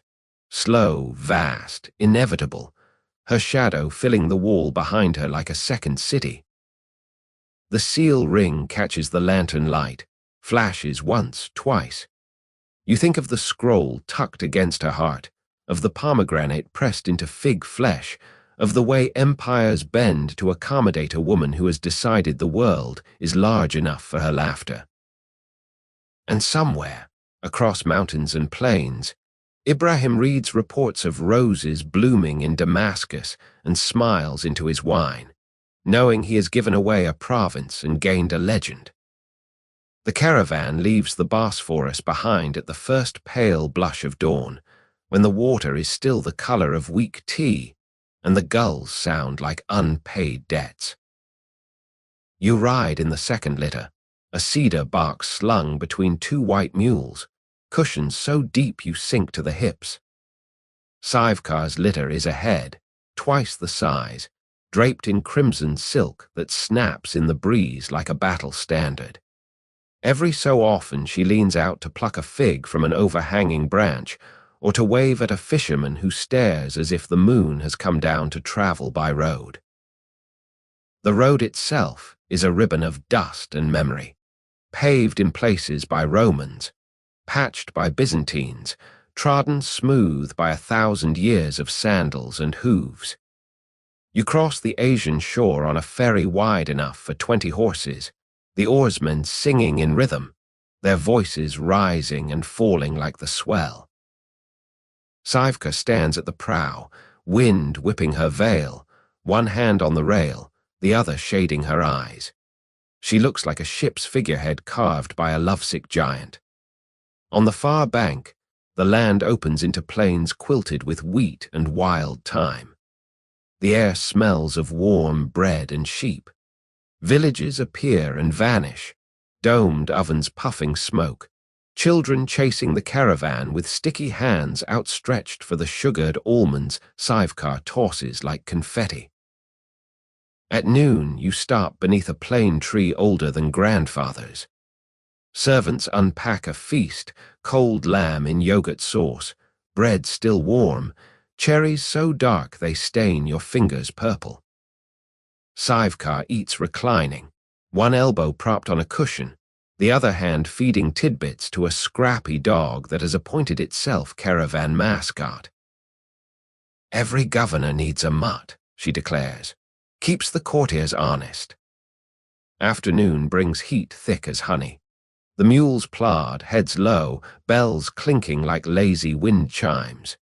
You doze to the rhythm, waking when the litter tilts to climb a ridge. From the crest, Anatolia spreads below, hills rolling like green waves, cypress spears stabbing the sky. Şivekar's voice drifts back, low and amused. "Count the orchards. I want to know how many trees bow to me." You lose track at 237.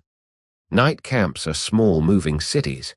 Tents bloom like silk flowers, braziers glow, the portable bread oven, a squat iron beast on wheels, belches heat and the smell of yeast. Cooks produce miracles from saddlebags, flatbreads baked on hot stones, chickens stewed with apricots and cinnamon, yogurt cooled in clay pots buried in the shade. Şivekar eats with the solemn joy of a priest at communion, licking sauce from her fingers between bites. After supper, musicians play, nay flute and drum weaving melodies older than the road. She claps in time, bangles chiming, then pulls you into a circle where guards and muleteers stomp and laugh until the stars spin. On the fourth day you reach the mountains. The air sharpens, snow glints on distant peaks though the valleys steam. The road narrows, hugging cliffs where wild goats watch with yellow eyes. Şivekar's litter sways like a boat in rapids. At one hairpin turn, a wheel slips, the mules balk. She steps down calmly, plants her feet and pushes. The litter lurches forward. The drover swears she moved it an inch with sheer will. She dusts her hands. Gravity is negotiable. The caravan swells as you go. Merchants join for safety, their camels laden with silk and saffron. A troop of acrobats tags along, hoping for patronage. A poet recites verses in exchange for bread. Şivekar listens to all, her laughter rolling down the pass like warm thunder. At night, she gathers the newcomers around the fire and asks their stories. A silk merchant tells of Samarkand's blue domes. An acrobat demonstrates walking on his hands while balancing a cup of tea. Şivekar applauds, then feeds the dog a scrap of lamb. "Every court needs fools," she says. "Keeps the wise humble." On the seventh evening you camp beside a river so clear you see trout like silver commas. The cooks roast fish on fig leaves, the smell drifts for miles. Sivekar wades into the shallows, robes hitched to her knees, and splashes like a child. Water beads on her skin, catching the last light. She cups a handful, drinks, then offers it to you. It tastes of snow and stone. Damascus water, she says. We're close. The final day dawns rose and gold. The road widens, paved now with stones worn smooth by centuries of feet. You smell the city before you see it, roses, dust, coffee, the faint iron tang of the Barada River.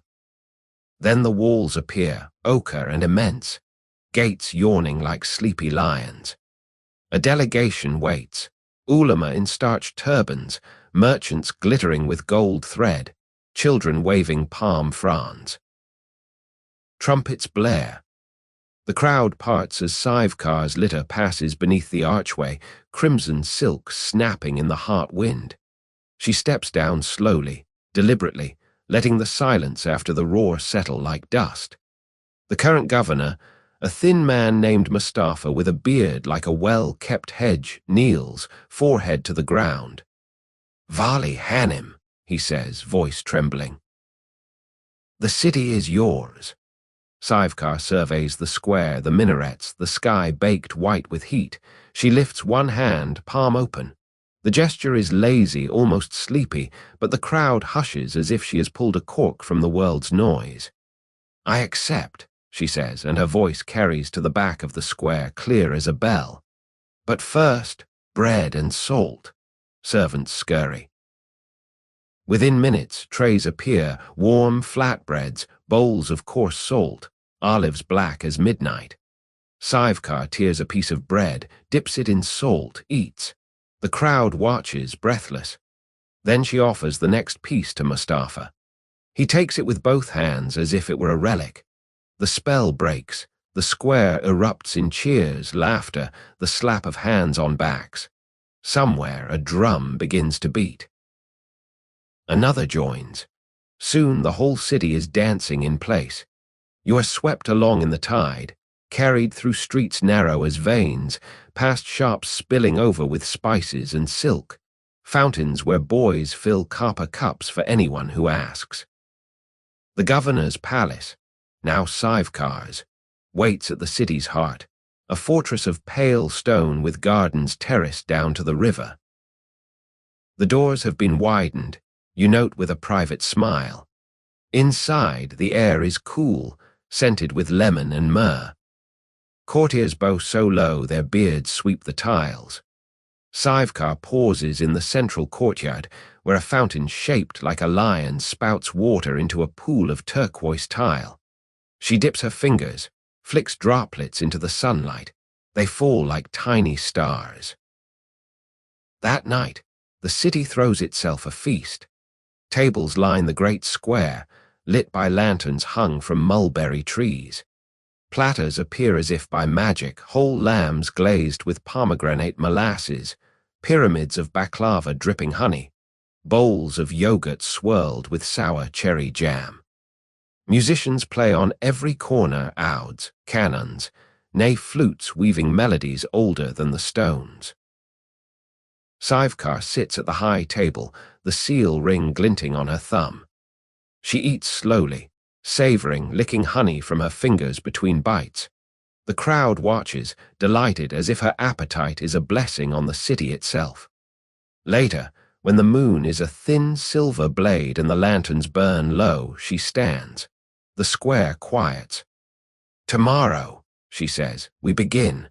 Gardens will bloom where there was dust. Caravans will rest here and grow fat, and every child will know the taste of fresh bread." She pauses, lets the words settle. "But tonight, dance."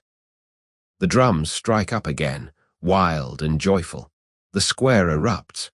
Old men twirl granddaughters, veiled women sway in circles, even the ulama clap in time. You find a quiet corner beneath a fig tree, the taste of honey still on your tongue. Across the square, Sivekar dances. Slow, vast, inevitable, her shadow filling the wall behind her like a second city.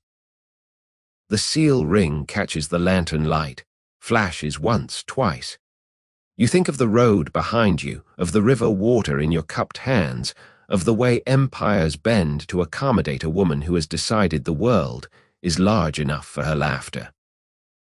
And somewhere, across mountains and plains, Ibrahim reads the first dispatch from Damascus. Roses blooming, children dancing, a governor who signs her decrees with a pomegranate and smiles into his wine, knowing he has given away a province and gained a legend. The first morning in Damascus smells of yeast and river mist. You wake on a mattress stuffed with rose petals and wool, the ceiling above you painted with vines so lifelike you half expect grapes to drop into your open mouth. Through the lattice, the Barada River glints like a silver ribbon someone forgot to tie. A rooster crows somewhere below, off-key but determined. You pad barefoot across cool tiles to the balcony, where Şivekar already stands, wrapped in a robe the color of fresh butter, sipping coffee thick enough to patch a roof. She doesn't turn, but her voice drifts back, warm and sleepy. Listen, the city's stretching. And it is. Shutters creak open, copper parts clink, a donkey brays in protest at the new day. Somewhere a muezzin begins the call to prayer, his voice climbing the minarets like ivy. Şivekar lifts her cup in salute. Good morning, Damascus. Try to keep up. Breakfast arrives on trays the size of wagon wheels, flatbreads puffed and blistered from the oven, clotted cream thick as clouds, honey the color of candlelight, olives black and glossy as wet stones. Şivekar eats seated on the courtyard fountain's edge, legs dangling in the water, feeding crusts to the carp. The fish swirl like orange commas. A kitchen boy hovers, wide-eyed, until she beckons him closer and presses a fig into his hand. Tell Osman, she says, mouth full, the bread needs more salt, and tell him I said it with love. By the time the sun clears the rooftops, the palace is humming. Eunuchs sweep courtyards already clean, scribes sharpen reeds, a gardener trims jasmine so aggressively the air turns dizzy with scent. Şivekar presides from a divan dragged into the shade of a pomegranate tree, the seal ring heavy on her thumb. Petitions arrive in a steady stream. A merchant wants lower taxes on silk. A widow wants her late husband's orchard back. A poet wants patronage and a quiet room. Şivekar listens, chin propped on fist, eyes half closed like a cat deciding whether the mouse is worth the pounce. The silk merchant is first. He unrolls bolts of fabric that shimmer like fish scales, crimson, indigo, the pale green of new pistachios. Şivekar runs a hand over the indigo, nods. Half the tax, she says, but you'll dye one bolt every season the color of Damascus sunsets. I'll hang them in the great hall so visitors remember who keeps the city beautiful. The merchant bows so low his beard sweeps the tiles. The widow is next. Şivekar hears her out, then sends a eunuch to fetch the orchard's overseer. 10 minutes later the man arrives, sweating. Give it back, Şivekar says, and plant a rosebush for every tree. Call it widow's tie. The poet gets a room overlooking the river and a warning. No odes to my eyebrows. They're busy. Word spreads faster than the smell of bread. By noon, the courtyard is packed. Merchants, farmers, carpet weavers, a delegation of Bedouin in indigo robes stiff with dust. Şivekar moves among them, touching a shoulder here, tasting a sample of cheese there, laughing at a joke about stubborn camels. Her shadow stretches long in the heat, and people step into it the way they step into shade. You trail behind, carrying a parasol woven from palm fronds, though she waves it away. Let the sun see what it's working with. Lunch is served in the palace's largest garden, a terraced wonder that steps down to the river in 7 green sighs. Tables are set beneath pergolas heavy with grapes. Platters appear, lamb kebabs glistening with fat, eggplant sliced thin and fried until crisp, a salad of purslane and yogurt so cold it steams. Şivekar eats with the same unhurried delight she brings to everything, licking yogurt from her thumb between bites. A flute player wanders between the tables, notes floating like soap bubbles. Children chase them, giggling. Afternoon brings the hammam. The palace bath is a cathedral of steam and marble, the pool sunk into the floor and fed by pipes that gurgle like sleepy giants. Attendants pour warm water over your shoulders, the scent of jasmine so thick you could spread it on bread. Şivekar floats on her back, arms spread, taking up most of the pool. Her belly rises like a gentle hill, water laps at its slopes. She looks, for once, weightless. Damascus water, she murmurs, soft as forgiveness. Evening is for the Sauks.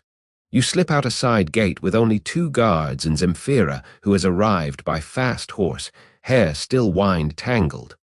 The markets are a riot of color and noise, pyramids of spices in saffron and paprika, copper pots stacked like cannonballs, carpets rolled tight as scrolls. Şivekar moves slowly, tasting everything. Candied orange peel, a sip of coffee strong enough to wake the dead, a pomegranate so ripe the juice runs down her wrist like garnets.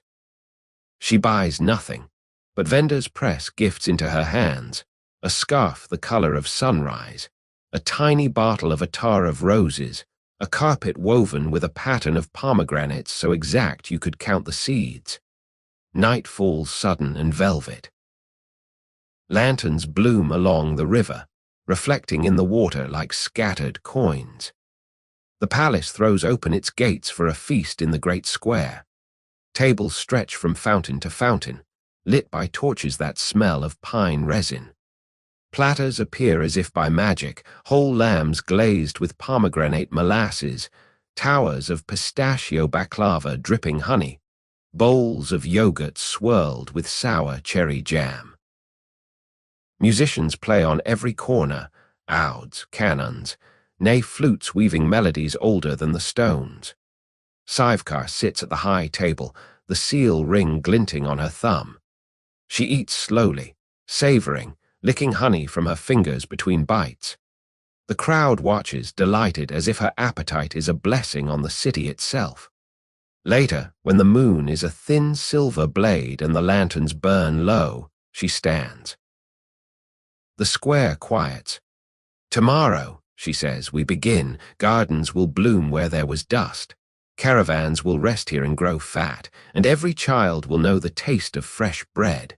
She pauses, lets the words settle. But tonight, dance. The drums strike up again, wild and joyful. The square erupts. Old men twirl granddaughters, veiled women sway in circles, even the ulama clap in time. You find a quiet corner beneath a fig tree, the taste of honey still on your tongue. Across the square, Şivekar dances. Slow, vast, inevitable, her shadow filling the wall behind her like a second city. The jasmine in her hair catches the torchlight, releases its scent in waves. You think of the river mist at dawn, of the way the city stretched to greet her, of the quiet certainty that Damascus has already begun to measure itself by the space she takes. And somewhere, in a palace across mountains and plains, Ibrahim reads the first dispatch. Roses blooming, children dancing, a governor who signs her decrees with a pomegranate, and smiles into his wine, knowing he has given away a province and gained a legend. The Damascus Harem wakes before the city does, the way a cat stretches one paw at a time. You feel it in the cool shift of air through the lattice, in the sudden hush of fountains that know the muezzin is about to call. Someone pads past your curtained alcove on bare feet, trailing the scent of orange blossom water. You roll onto your side, the mattress sighing beneath you, and listen to the palace inhale. Şivekar's laugh drifts in from the marble baths, low and unhurried, the sound of someone who has decided the day can wait its turn. You follow the sound like a breadcrumb trail. The hammam is already steaming, copper kettles hissing over charcoal braziers. Attendants move in practiced silence, pouring warm water over shoulders, scraping skin with silk mitts that feel like butterfly wings. Şivekar sits in the center of it all, a pale island in a sea of foam. The other women orbit her the way planets orbit a generous sun. Zemfira arrived yesterday by fast camel, hair still wind-tangled, leans in to whisper something that makes Şivekar's shoulders shake. You catch only the tail end, and then the parrot wore the Valide's veil to the Friday prayer. Laughter ripples outward, soft as thrown pebbles. Even the sternest matron cracks a smile before remembering her dignity. You're handed a bowl of soap that smells of crushed almonds and rain. You lather your arms, watching the suds slide down like tiny avalanches. Şivekar beckons you closer with a tilt of her chin. "Come," she says. "There's room." There isn't, not really. Her bulk takes up half the sunken pool, but you squeeze in anyway, knees bumping hers under the water. She smells of rose and warm bread, and for a moment the steam feels like the inside of a hug. Breakfast arrives on trays the size of wagon wheels, flatbread still puffing with heat, clotted cream thick enough to stand a spoon in, honey the color of candlelight. Şivekar tears off a corner of bread, dips it, and offers it to you first. The gesture is casual, but you feel the weight of it. Alliance, maybe, or just the easy generosity of someone who has never been hungry for anything but space. You take the bread. It melts on your tongue like a secret. After bathing, the women are dressed in layers of gauze and gossip. Your chemise is the pale green of new pistachios. Şivekar's is saffron, the dye so rich it leaves stains on her fingertips gold. The seamstresses cluck over her measurements the way tailors cluck over a sultan's robe, equal parts awe and despair. One mutters that they'll need 3 bolts of silk just for the sleeves. Şivekar laughs and tells them to use 4. She likes her elbows to have company. You're led to the lesson hall, a long room with carpets so thick your feet disappear to the ankle. The tutor is a Damascene woman named Layla, thin as a reed, voice like dry leaves. On the low table, a silver tray of sugared violets, a lute missing 2 strings, and a single peacock feather longer than your forearm. "Today," Layla announces, "we learn the language of fans." The lesson is half dance, half espionage. A flick of the wrist means come closer. A slow unfurling means I am bored, entertain me. Şivekar's fan is oversized, carved ivory, painted with pomegranates, and when she snaps it open, the breeze ruffles every veil in the room. Layla winces. "Subtlety, child." Şivekar considers, then uses the fan to hide a yawn so wide you see her back teeth. The other girls dissolve into giggles. Layla sighs and moves on to poetry. Lunch is served in the shade of a plane tree whose branches have been trained over a wooden frame like a living ceiling. Platters appear as if by magic, vine leaves stuffed with rice and pine nuts, yogurt cooled in porcelain bowls painted with tiny fish, apricots so ripe they bruise at a touch. Şivekar eats with the solemn concentration of a scholar at study, licking yogurt from her thumb between bites. At one point, she tears a piece of bread in half and uses it to scoop up a mountain of hummus. The bread disappears, so does the hummus. Zemfira watches, wide-eyed. "You eat like an army," she says. Şivekar shrugs. "I am an army with better table manners." Afternoon brings embroidery. The hoops are rosewood, the silk thread dyed in colors you don't have names for. You're set to stitching a border of jasmine vines. Şivekar's project is a cushion cover destined for the governor's divan.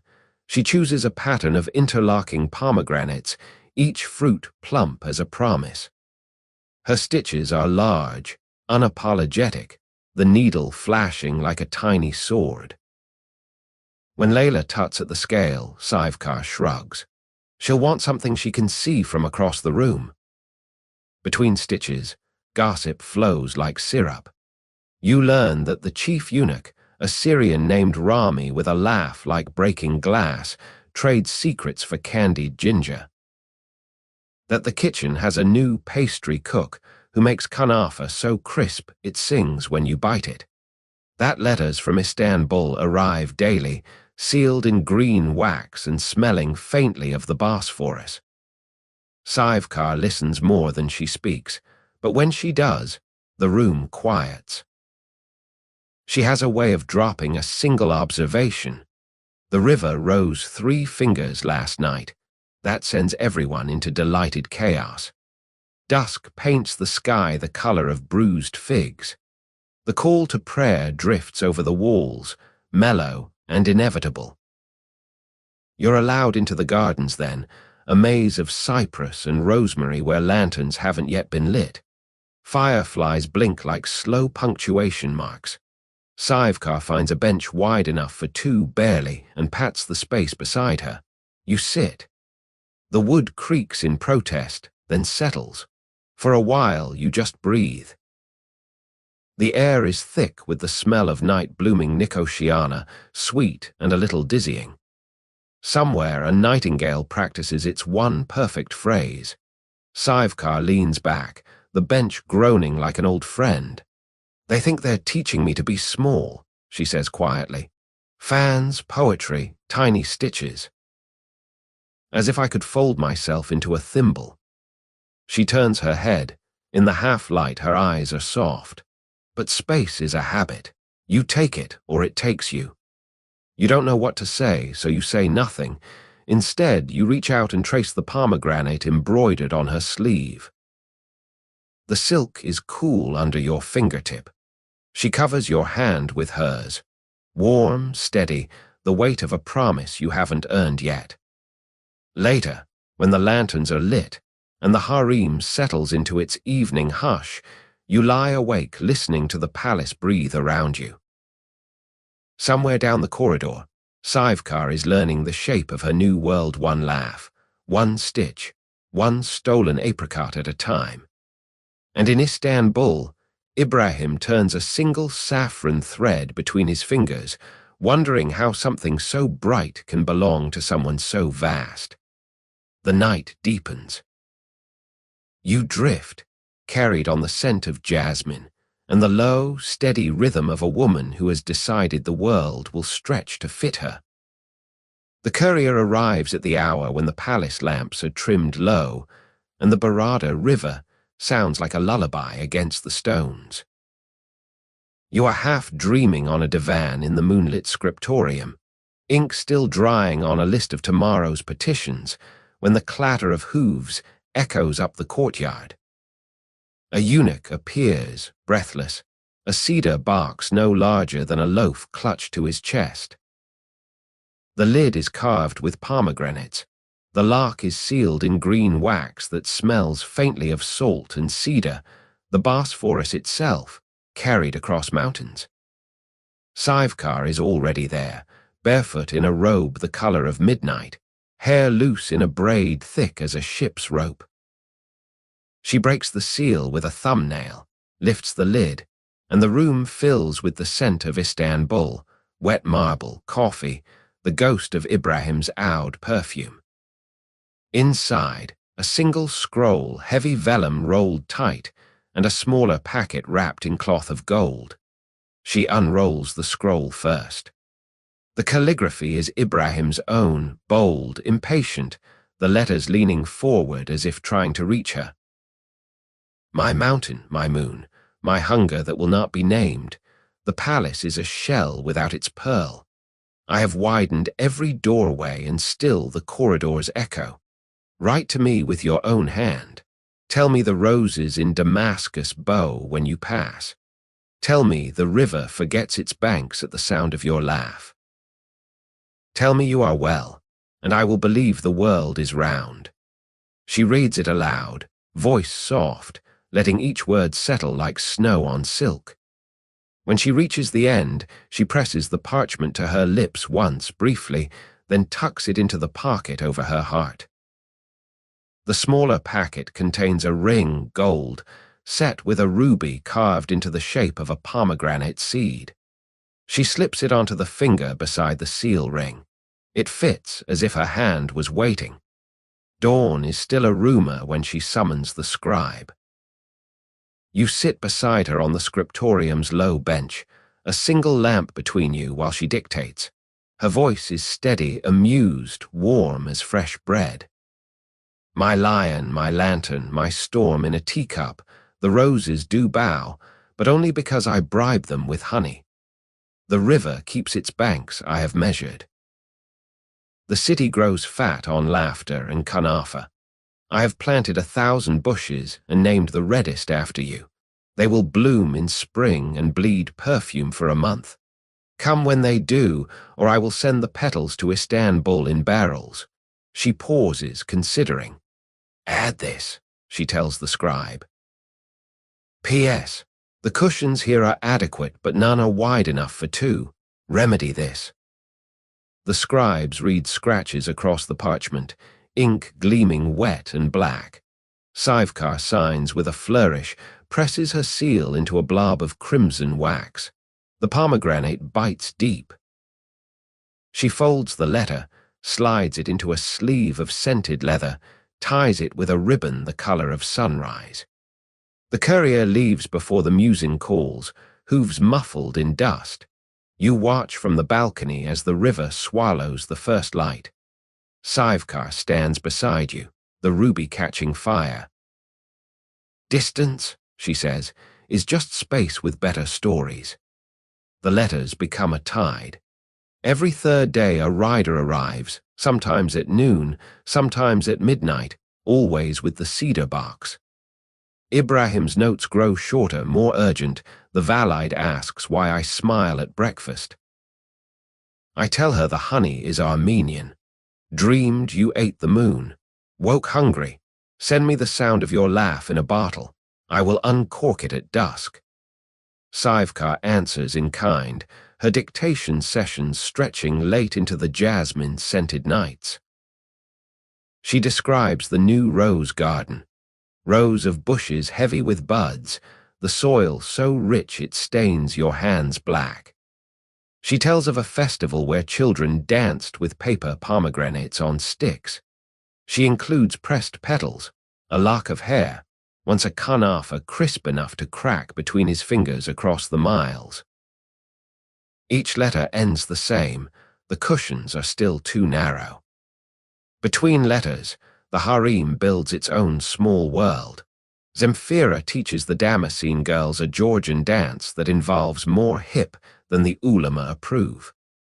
Rami, the eunuch, smuggles candied ginger and gossip in equal measure. You learn to play the oud badly, but with enthusiasm. Şivekar presides over it all from a divan dragged beneath the pomegranate tree, the ruby flashing when she gestures.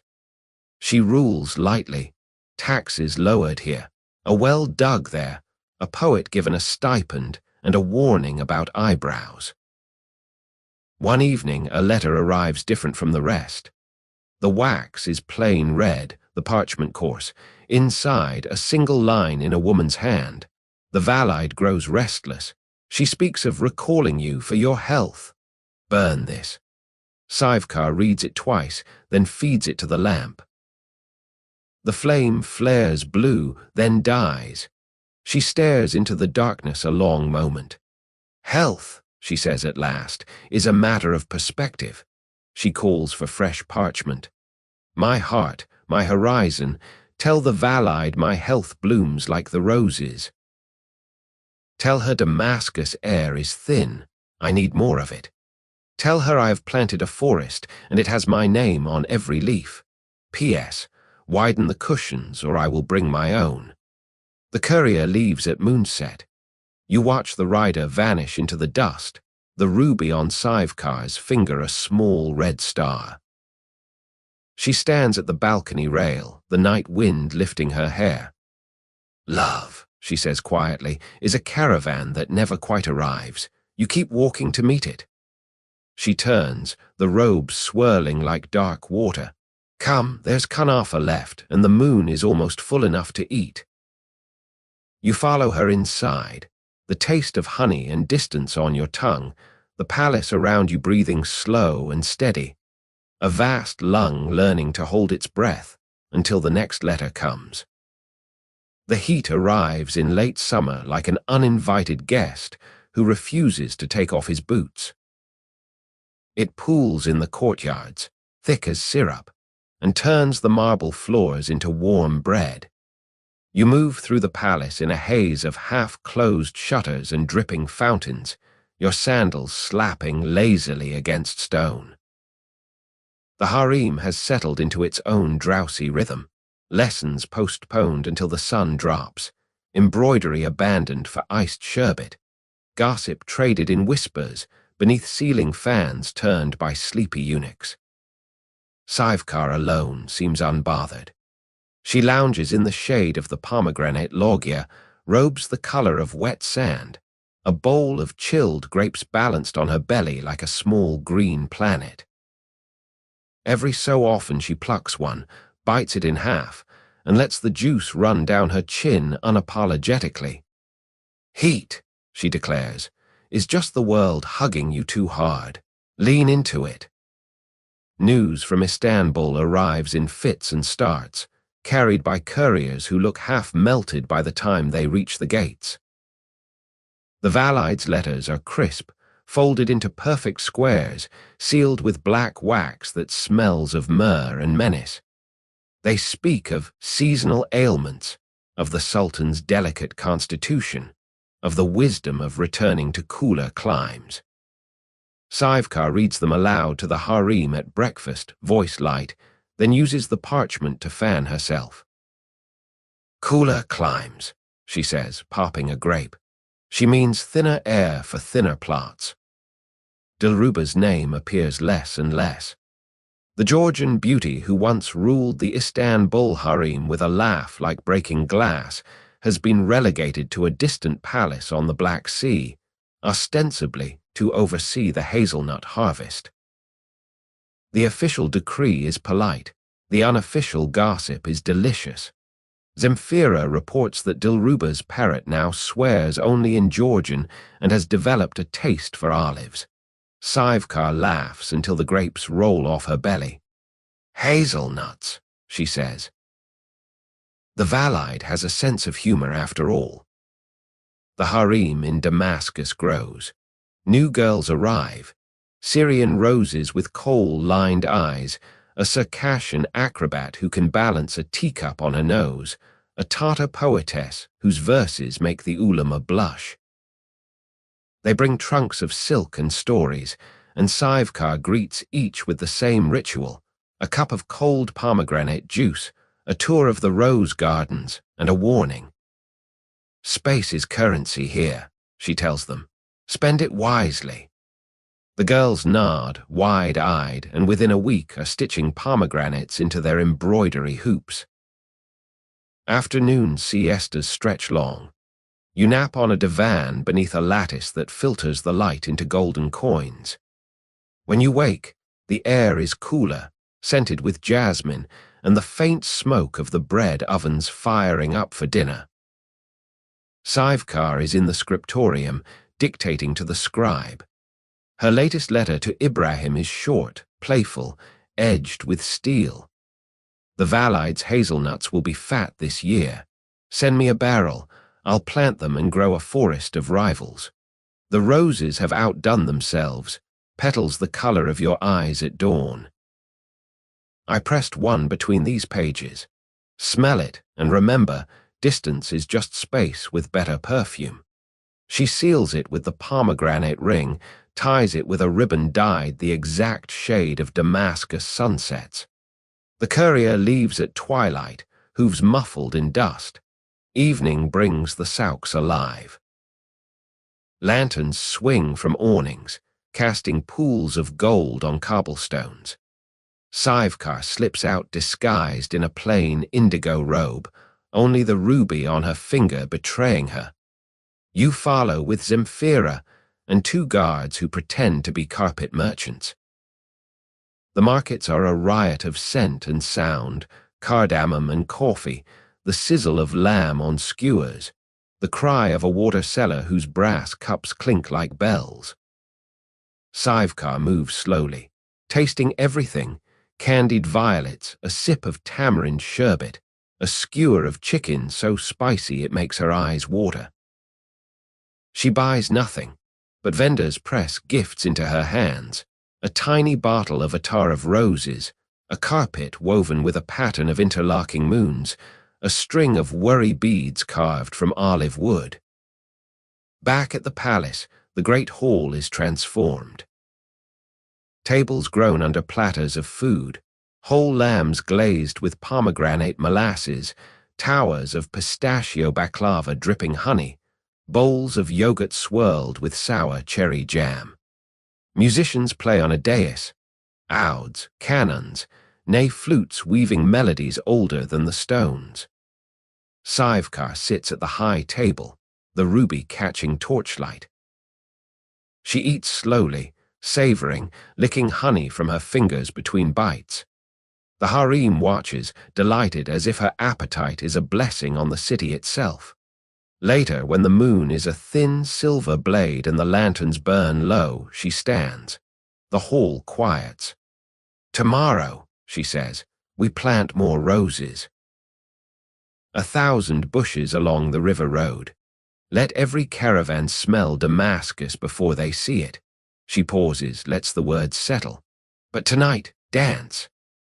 The drums strike up again, wild and joyful. The hall erupts. Girls twirl in circles, eunuchs clap in time, even the cooks abandon their pots to stomp. You find a quiet corner beneath a fig tree, the taste of honey still on your tongue. Across the hall, Şivekar dances, slow, vast, inevitable, her shadow filling the wall behind her like a second city. The ruby flashes with every turn. You think of the Valite's black wax, of Dilruba's distant hazelnuts, of the way rivals fade like shadows at noon when the sun is directly overhead. And somewhere, across mountains and plains, Ibrahim reads the pressed rose petal and smiles into his wine, knowing the empire's heart now beats in a garden of pomegranates and laughter.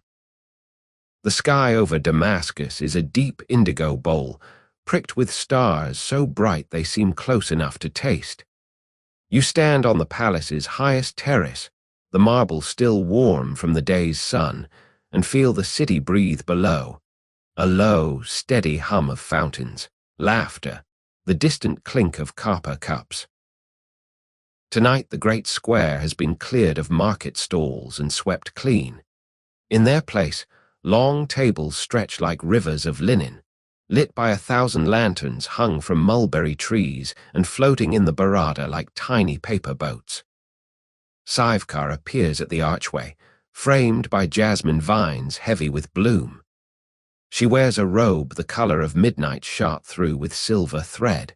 When she moves, the fabric catches torchlight and throws it back in soft ripples. The ruby on her finger flashes once, a small red heartbeat. She surveys the scene with the calm of a general before battle, then smiles, slow, warm, inevitable. "Let them eat," she says, and the words carry to the farthest table like a blessing. The feast begins with the precision of a dance. Servants glide between the tables, trays balanced on fingertips, whole lambs glazed with pomegranate molasses, their skins crackling and golden. Pyramids of pistachio baklava dripping honey so thick it pools like amber. Bowls of yogurt swirled with sour cherry jam, chilled in snow carried down from the mountains. There are platters of grilled quails stuffed with figs and rose petals, vine leaves rolled tight around rice and pine nuts, eggplant sliced paper thin and fried until crisp as autumn leaves. The air is a symphony of scents: cardamom, cinnamon, lemon, the faint smoke of applewood braziers. You sit at the high table, close enough to Şivekar to catch the scent of attar of roses on her wrists. She eats with the solemn joy of a priest at communion, tearing bread with fingers heavy with rings, licking honey from her thumb between bites. Between courses, she leans to the merchant on her left, a silk trader from Aleppo, and asks about the weight of a bolt of damask. To the poet on her right, she recites a line of his own verse back to him, slightly misquoted for effect. Both men laugh, delighted, as if she has handed them gold. Musicians appear on a dais beneath a fig tree, ouds, cannons, nay flutes, a drum the size of a wagon wheel. They play a tune older than the Umayyads, notes curling upward like incense. Children sneak between the tables, stealing sweets and leaving sticky fingerprints on silk robes.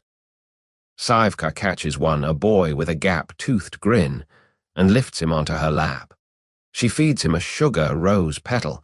He beams, petals stuck to his teeth like tiny pink flags. The wine is dark and sweet, tasting of raisins and smoke. It flows in silver cups chased with pomegranates.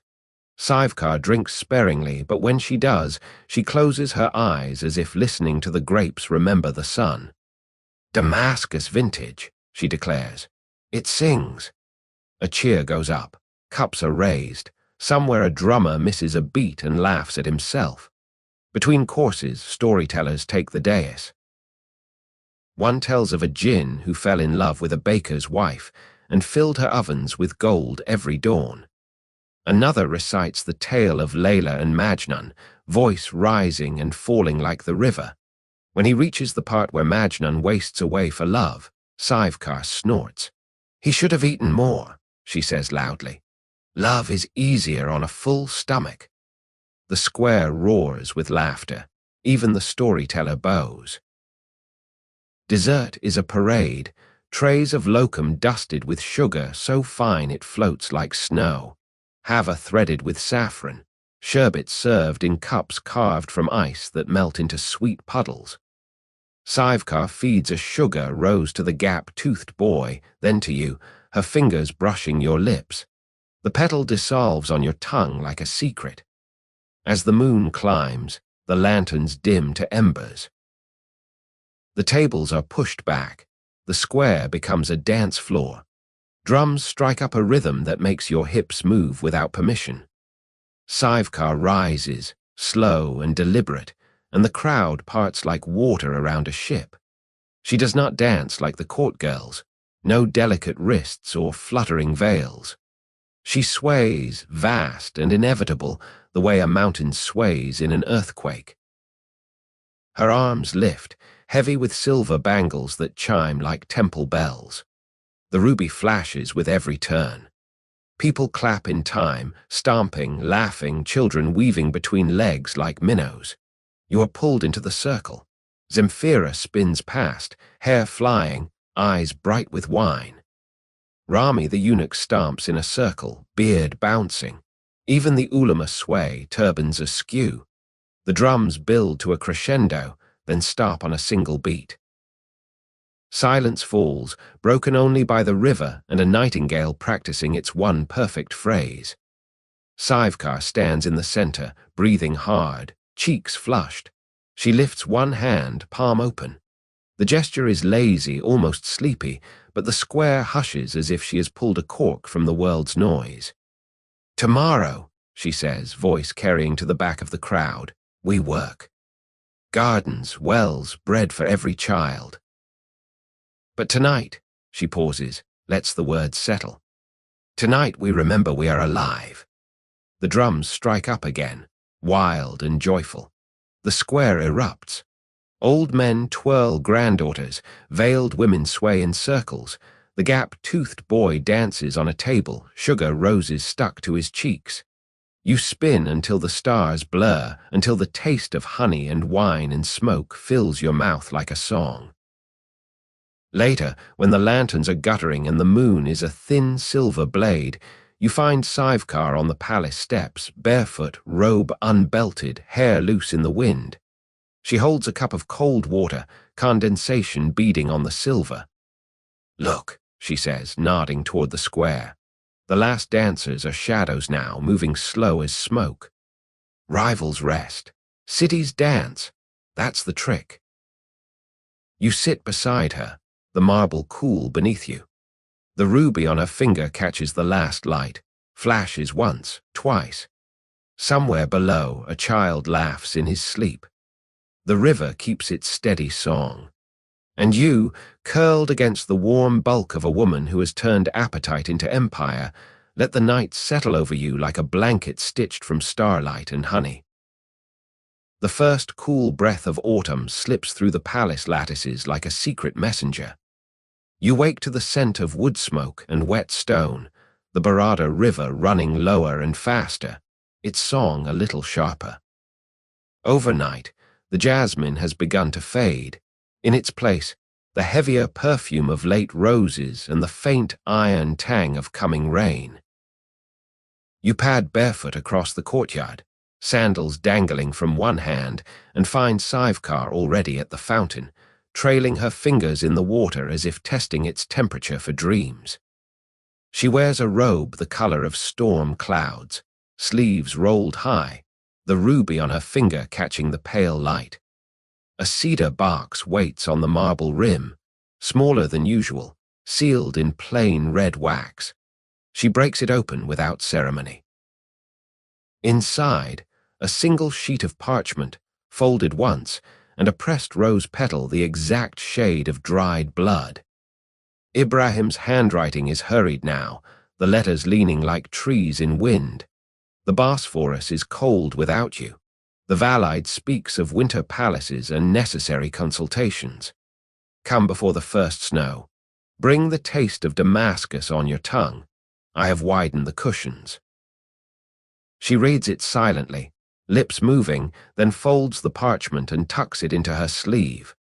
The rose petal she lifts to her nose, inhales once, and slips between the pages of a small leather-bound book of poetry she keeps beside her divan. "Snow," she says, tasting the word. "He always did rush the seasons." The harem feels it too, the shift, the tug of distant tides. Zemfira packs and unpacks the same trunk 3 times, muttering about silk that wrinkles in sea air. Rami, the eunuch, counts coffee beans as if they might multiply.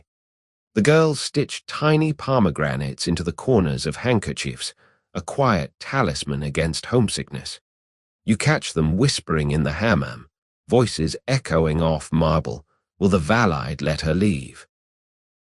Will the Sultan let her stay? Şivekar moves through the rumors like a ship through fog. She spends mornings in the rose gardens, directing gardeners to prune and mulch, her voice calm, unhurried. "Let them sleep deep," she tells a boy knee-deep in mulch. "They'll wake louder in spring." Afternoons she holds court in the great hall, settling disputes with the same lazy authority, a tax lowered here, a well dug there, a poet given a stipend, and a warning about eyebrows. Evenings, she writes, long letters sealed with the pomegranate ring, short notes pressed into the hands of couriers who leave at moonset. One night the sky opens. Rain lashes the lattices, drumming on the tiles like impatient fingers. You find her in the scriptorium, lamp trimmed low, dictating to the scribe by candlelight. Her voice is soft, almost sleepy, but the words are sharp. The roses sleep. The river runs thin. The city dreams of snow it has never seen. Tell the Valide my health is perfect, too perfect for winter palaces. Tell her Damascus has grown roots around my ankles. P.S. The cushions here are wide enough for 3. Send a ship. She seals it, ties it with a ribbon the color of wet pomegranate seeds, and hands it to the courier who waits in the corridor, cloak dripping. "Ride fast," she says. "The rain will hide your tracks." The reply comes 3 days later, carried by a ship's captain whose beard is salted with sea spray. The parchment is damp at the edges, smelling of tar and longing. The ship waits at Iskenderun. The Valide yields for now. "Bring the city with you. I have widened the palace itself." Sivekar reads it in the courtyard at dawn, rain-washed sky the color of pearl. She laughs once, low and delighted, then calls for the household. The packing begins in earnest, trunks of silk and spice, jars of rose-petal jam sealed with wax, a single rosebush dug up roots and all, wrapped in burlap. The harem buzzes, girls folding robes into cedar chests, eunuchs counting silver cups, cooks arguing over which bread oven is portable. You ride in the second litter, curtains drawn back to watch the city slide past one last time. The souks are quieter in the rain, lanterns hissing, the air thick with coffee and wet wool. Children run alongside, waving palm fronds now limp with water. Sivekar leans out, tosses sugared almonds wrapped in colored paper. The children catch them like birds catching crumbs. The journey reverses itself, mountains, plains, the long, slow descent to the coast. The ship waits at Iskenderun, a fat-bellied merchant vessel flying the Imperial Tugra. The captain bows low, turban brushing the deck. "Vali Hanem," he says. The Sultan has widened the gangplank. Sivekar steps aboard, the wood creaking in greeting. The rosebush is carried up last, cradled like a child. The sea is rough, the color of wet slate. You stand at the rail, wind whipping your veil, and watch Damascus shrink to a smudge of ochre and green. Sivekar stands beside you, one hand on the rail, the other clutching the cedar barks that has traveled both ways. "Cities," she says, "are like lovers. You leave pieces of yourself in them, and they leave pieces in you." She opens the barks, lifts out the pressed rose petal, and lets the wind take it. It spins once, twice, then vanishes into the wake. The Bosphorus greets you at dawn, water the color of weak tea, gulls screaming like unpaid debts. Istanbul rises on its 7 hills, domes and minarets stitched to the sky with gold thread. The palace gates stand open, guards in crimson tunics lining the path. Ibrahim waits at the water steps, cloak snapping in the wind, hair still damp from the hammam. When Sivekar steps ashore, the ground seems to settle beneath her weight. He does not speak. He simply opens his arms.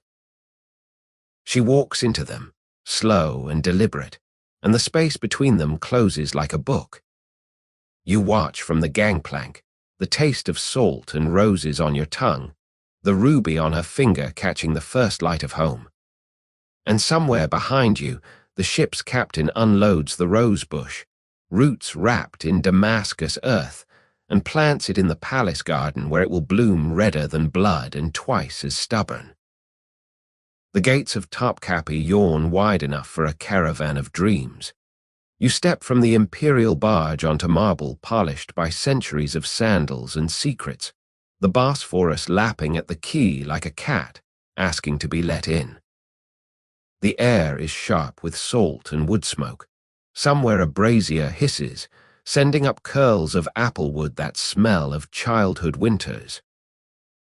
Guards in crimson tunics line the path, halberds glinting, but their eyes are fixed on the woman who descends behind you.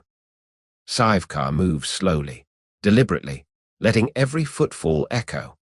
She wears the same midnight robe shot with silver, now travel-stained at the hem, the ruby on her finger flashing like a small red star. The rose-petal scent of Damascus clings to her skin. The city itself seems to have followed her across the water. Courtiers part as she passes, bowing so low their beards sweep the stones. She inclines her head, not a bow, just enough to acknowledge gravity, and keeps walking. Ibrahim waits beneath the gate of salutation, cloak the color of wet sand snapping in the wind. When he sees her, the world narrows to the space between them. He does not run. Sultans do not run. But his stride eats the distance in 3 heartbeats. She stops 1 pace away, close enough for him to catch the scent of roses and river on her skin. For a moment, they simply look, his eyes the color of storm clouds, hers dark and steady as midnight water. Then he reaches out, cups her face in both hands, thumbs brushing the curve of her cheeks. "You brought the city with you," he says, voice rough. She smiles, slow and warm. "Only the best parts." The Valide stands on the second terrace, bird-boned in cloth of gold, eyes sharp as new moons. She does not smile, but her nod is acknowledgement enough. Dilruba is nowhere to be seen. Rumor places her in a distant kiosk counting hazelnuts. The harem has turned out in force, girls in gauze and gossip, eunuchs with trays of sherbet, the parrot perched on a fountain edge squawking Damascus, Damascus, until someone throws it a fig. The procession winds through courtyards where fountains play tunes on copper bells. Rose petals, Damascus red, have been scattered ahead of Sivekar's feet. They stick to the marble like tiny flags of conquest. Musicians follow, nay flutes and drums weaving a melody that makes your hips want to sway. Children dart between legs, stealing petals and laughter. Sivekar pauses at the threshold of the Hayski's new apartments, doors widened, ceilings raised, a divan vast enough for a small parliament. She runs 1 hand over the carved cedar, testing its strength. "Good," she says. "I hate squeezing." Inside, the rooms smell of fresh plaster and ambition. Walls are tiled in blues and whites that swirl if you stare too long. Carpets overlap like petals, each more lush than the last.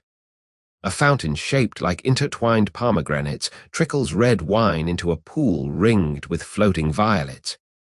Ibrahim has kept his promise. Every cushion is wide enough for 2, stuffed with swansdown and embroidered with roses. Sivekar sinks into the largest, the wood creaking in greeting, and sighs like someone stepping into a hot bath after a long journey. "Better," she declares. "Now feed me." The feast is immediate and endless. Trays appear as if by magic, lamb kebabs glazed with pomegranate molasses, towers of pistachio baklava dripping honey, bowls of yogurt swirled with sour cherry jam. There are Damascus specialties too, kanafa crisp enough to sing, rose petal jam in crystal bowls, iced sherbet that tastes of snow and memory. Sivekar eats with the solemn joy of a priest at communion, licking honey from her fingers between bites. Ibrahim feeds her a sugar rose petal from his own hand. She takes it delicately, teeth grazing his skin, and he shivers like a man touched by frost in July. Between courses, gifts are presented. A necklace of rubies each the size of a quail's egg, strung on gold wire thin as spider silk. A bolt of silk the color of Damascus sunsets, so fine it floats when unfolded. A cage of songbirds with feathers like spilled paint. Sivekar accepts each with the same gracious nod, but you notice she keeps the silk closest. "For new cushions," she says, "these will need widening again by spring." Evening deepens to velvet. Lanterns are lit, floating in the pool like tiny moons. Musicians play a slow, rolling rhythm. Sivekar rises, the floor creaking in greeting, and dances. She does not dance like the court girls, no delicate wrists or fluttering veils. She sways, vast and inevitable, the way a mountain sways in an earthquake. Her arms lift, heavy with silver bangles that chime like temple bells. The ruby flashes with every turn. Ibrahim watches from the divan, chin on fist, utterly enchanted. When the music ends, he claps once, dismissive of the musicians, and pulls her down beside him. "Stay," he says. "It is not a request." Later, when the lamps burn low and the courtiers have drifted away in pairs and trios, you find them on the balcony overlooking the Bosphorus. The city glitters below, a jeweled brooch pinned to the dock. Şivekar leans against the balustrade, hair loose in the wind, the ruby catching starlight. Ibrahim stands behind her, arms around her waist, chin on her shoulder. They speak softly, words lost to the water, but you catch the shape of them, roses, snow, cushions, forever. You linger in the shadows, the taste of honey and salt on your tongue, the palace around you breathing slow and steady, a vast lung learning to hold two heartbeats at once. Somewhere below, the rosebush from Damascus, roots wrapped in Syrian earth, has been planted in the imperial garden. It will bloom redder than blood and twice as stubborn, a quiet flag of conquest no valide can uproot. And you, curled on a cushion that smells of roses and sea salt, let the night settle over you like a blanket stitched from starlight, and the low, steady rhythm of a woman who has returned larger than she left. The palace settles into its new heartbeat, slow and vast, like a whale learning to breathe on land. You drift through corridors that smell of rose petal jam and sea salt, your slippers whispering over carpets so thick they swallow sound. The harem has doubled in size overnight. Girls from Damascus trailing jasmine in their hair, eunuchs arguing over the placement of new divans, the parrot now bilingual in Albanian and Syrian curses. Somewhere a fountain shaped like a pomegranate trickles red wine into a pool where violets float like tiny boats. Şivekar presides from the widened Hayski apartments, a suite so large it has its own courtyard and a bread oven built into the wall. She lounges on a divan the color of sunrise, robes unbelted, hair loose in a braid thick as a ship's rope. The ruby on her finger catches lamplight and throws it back in soft ripples. Ibrahim visits daily, shedding protocol at the door like a cloak. He brings gifts, pearls the size of raindrops, a lute strung with silver, a cushion embroidered with a single word in gold thread enough. She laughs when she sees it, pats the space beside her. "Almost," she says. "We'll need another by spring." Mornings are for gardens. The Damascus rosebush has taken root beside the Bosphorus, its blooms darker now, almost black in the shade. Şivekar walks the paths barefoot, trailing gardeners like ducklings. She tastes the soil, sniffs the air, declares the roses homesick but polite. Children follow, begging for stories of mountains and rivers. She tells them of a girl who outgrew her cradle and built a palace from the splinters, her voice low and warm, the words settling on their heads like petals. Afternoons are for letters. Couriers come and go, hooves muffled in dust, cedar boxes smelling of both cities. Şivekar dictates from the divan, one hand on Ibrahim's knee, the other feeding grapes to the parrot. Her letters are shorter now, playful, edged with contentment. The roses bloom black in Istanbul shade. The valide pretends not to notice. The cushions fit, barely. "Send snow, I want to taste winter on your tongue." She seals them with the pomegranate ring, ties them with ribbons dyed the color of whatever fruit is in season. The couriers leave smiling. The valide's replies grow thinner, black wax cracking like old ice. Evenings are for feasts that never quite end. The great hall is transformed nightly, tables groaning under platters of lamb and kunafa, musicians playing until the lamps gutter, dancers whirling in circles that blur into one bright ribbon. Şivekar eats slowly, savoring, licking honey from her fingers between bites. Ibrahim feeds her sugar roses. She feeds him stories of Damascus children who dance with paper pomegranates on sticks. The court watches, delighted, as if their appetite is a blessing on the empire itself. Nights are for the balcony. You find them there when the moon is a thin silver blade, the Bosphorus glittering below like scattered coins. Şivekar leans against the balustrade, hair loose in the wind, the ruby catching starlight. Ibrahim stands behind her, arms around her waist, chin on her shoulder. They speak softly, words lost to the water, but you catch the shape of them, roses, snow, cushions, forever. Sometimes they do not speak at all. The silence is enough. Years slide by like silk through fingers. The rosebush grows into a hedge, then a wall, its blooms so dark they drink the light. The cushions are widened again and again until the divan is a small island in a sea of carpet. Children are born round-cheeked, loud-lunged, with their mother's laugh and their father's storm-cloud eyes. They learn to walk on carpets thick as meadows, to speak in 2 cities' worth of languages, to eat kanafa with their fingers and wipe them on imperial silk. The valide fades, a small bird-boned shadow in a distant kiosk, her black wax letters arriving less and less. Dilruba's name becomes a footnote, then a joke. The empire stretches, content, its heart beating in a garden of pomegranates and laughter.